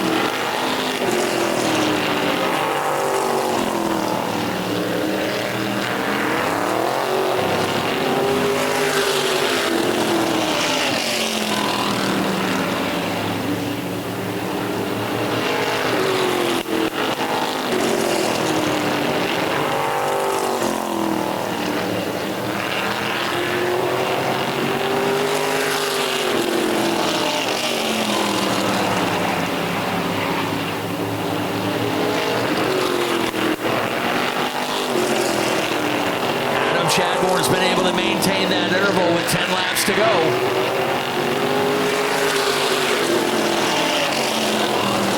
Built it back up to 0.4 of a second.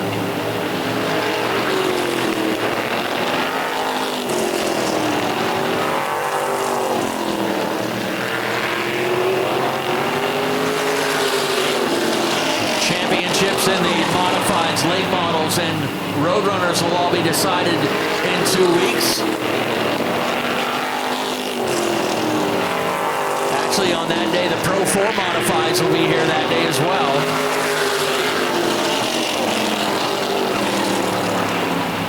Problem for the 39 of Alec Brown, spins it on the backstretch over in turn number 3.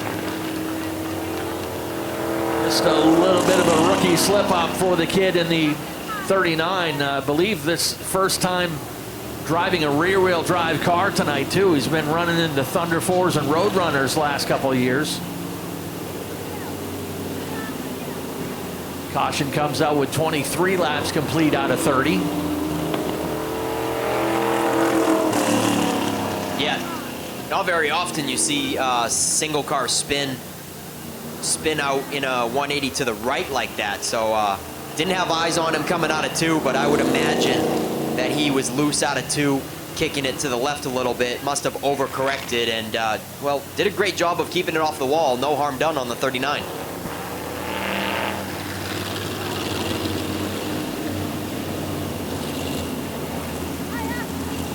Lineup should be all set.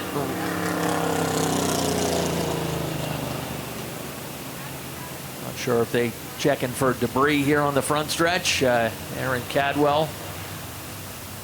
Yep, there it is. Give me a chance to remind you that next Saturday, pit gate opens up at 10 a.m. Grandstand side opens up at 1 p.m. for the VIP season ticket holders. 2 p.m. for general admission. Driver autographs here on the front stretch beginning at 3 o'clock, followed by kids' bike races. As usual, we split them up 3 to 5-year-olds on the front stretch here, 6 to 8-year-olds on the go-kart track, and then 9 to 12-year-olds once around the big track. And we always put out a challenge to our drivers to come out and race against the kids. Green flag will fly in a racing action about 4:15 with double Pro Stocks, double Super Streets, Crate Modifieds, 4-cylinder Pros, Thunder 4 Minis, and the Nelcar Legends all in action next Saturday here at Wiscasset Speedway, presented by the Maine Army National Guard.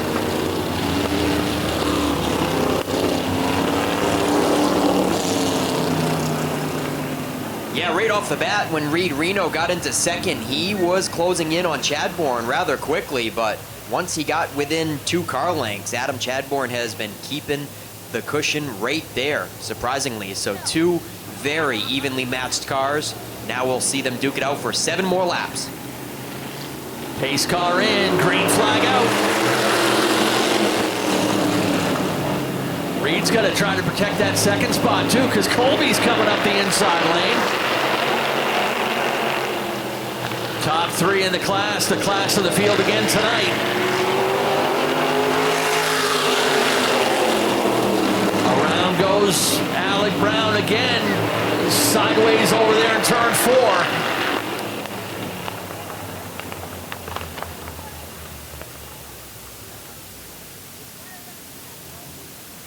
They did give him 1 more lap since Brown was the last car on that run out of turn 4.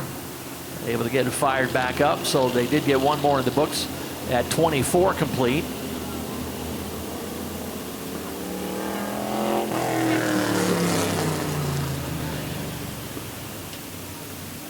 Well, I can't imagine Reed Reno was happy about his restart attempt right there, so that lucky son of a gun is going to get 1 more shot at it. You better not mess this one up, right, Ken? That's right. So Alec Brown down pit road. Scott Tucker has already dropped out, so again, it's Chadbourne and Colby and Cleves on road 2. As I said, coming into this feature, Reed Reno came out of the heats with a 6-point lead over Adam Chadbourne and Chuck Colby. And as it did last year, the modified title will come down to the last race of the season in 2 weeks between the top 3 in the class.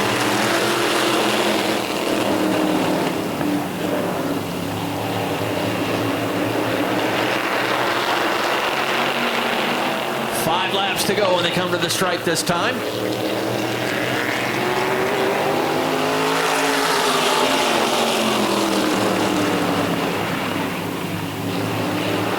Reno able to tuck it down there in a second.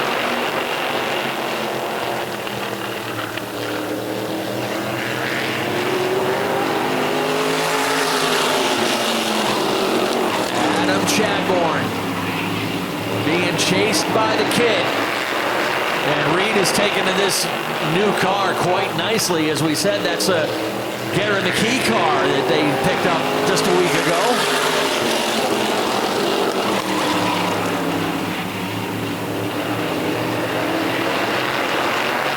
This time by 2 laps to go on the number 1 of Adam Chadbourne. Here comes Tucker back on the track.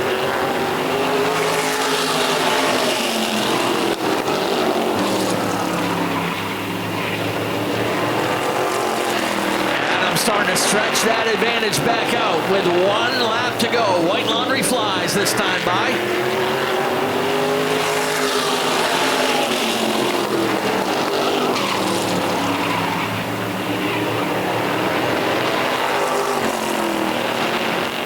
Colby's going to get 1 more shot at second, but nobody's catching the 1 car. Adam Chadbourne will get the win.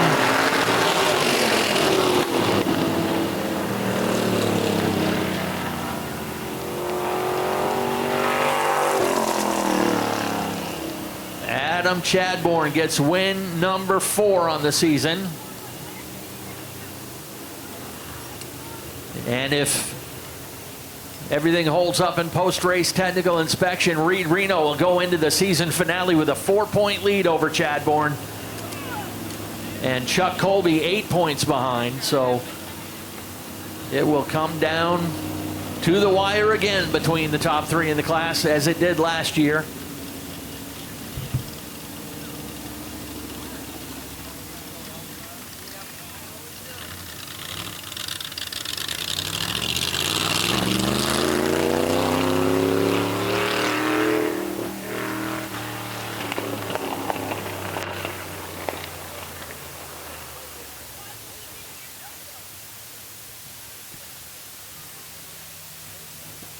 One more show to go for each of our groups. Group 1 will have their championship day next Saturday afternoon.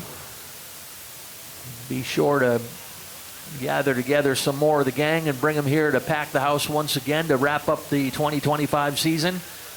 This Group 2 group of divisions will finish up their season 2 weeks from today. And we'll finish up 2025 on Saturday, October 4th with Fall Fury, which is the Fall Fury 150 Enduro, which, unlike our regular Enduros, which are only non-regular drivers, the Fall Fury 150 is open to all drivers. And we'll have the Ladies Acceleration Tour. We'll have the Wicked Good Vintage Racers.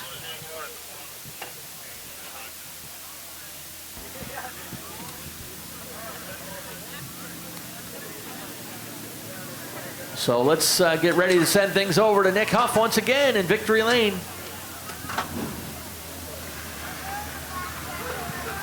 Adam Chadbourne climbs out once again for win number 4 and 4 points out of the points title going into the final race, Adam. Hey, you came in real hot into Victory Lane. I've never seen somebody come in so fast before. What are you, in a hurry to get out of here tonight? No, I found out the faster you go in Victory Lane, the less rocks I end up with inside my car.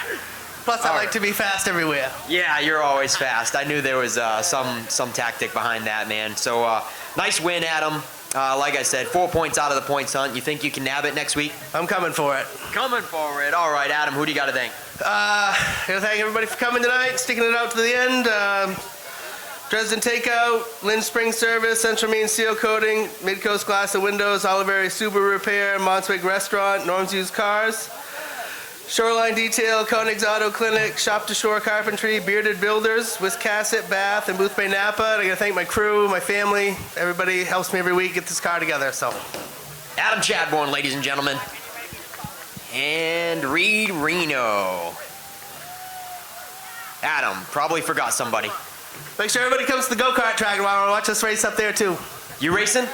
All right, come to LST Motorsports Park in Richmond. I know that Ken has mentioned it a couple times, but Chadbourne wants to mention it as well. Be there in Richmond tomorrow.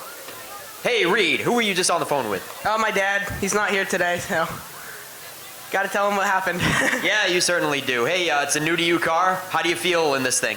It feels pretty dang smooth compared to my other one. Just freed up a lot there at the end, and Adam had a stout car today, and want to thank both Chuck and Adam for running me clean that whole race, and just great racing with them too. Yep, certainly seemed like you just had a second-place car, and it's never that bad of a day when you finish where you rightfully should on speed-wise. Yeah, it's just coming down to the championship with these two. It's going to be all dogfight next week, so here we go. Yeah. Chadbourne says he's coming for you. You have the lead by 4 points. Who do you got to thank for helping you on the 77 car? Oh, I got to thank all these guys, especially Cody Verrill. He's here. He comes and helps all the time. He's the man. Nate, Brandon, Josh, my grandfather. He's helped us a lot with this car. My dad, biggest help here.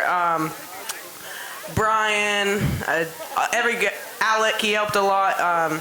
Everybody that comes and helps every week. Brewers Property Service, Midcoast Excavation, Reno's Excavation, Broadwater Properties, AAA Northern New England, Bobberry Concrete, Plant Seafood. That's about it. All right, that's Reed Reno, folks. Hey, Ken, where's Chuck Colby points-wise? Chuck is 8 points behind going into the finale. Also, I want to congratulate my sister and her husband for getting married today. Congratulations. And Chuck Colby. All right, first off, you had 2 late race restarts there. The first one, you got under Reed. He kind of slipped up a little bit, and then a caution came out again. I bet you didn't want to see that one because you might have taken second away. I don't know. The front end was all still out of whack from the heat race where we broke the center link, or 8 1/2, and then we tried to weld it back together in the pit. And so we got that back, but we still had Ben idle around at Ben Pittman arm, and we did the toe the best we could, but the front end was all over the racetrack.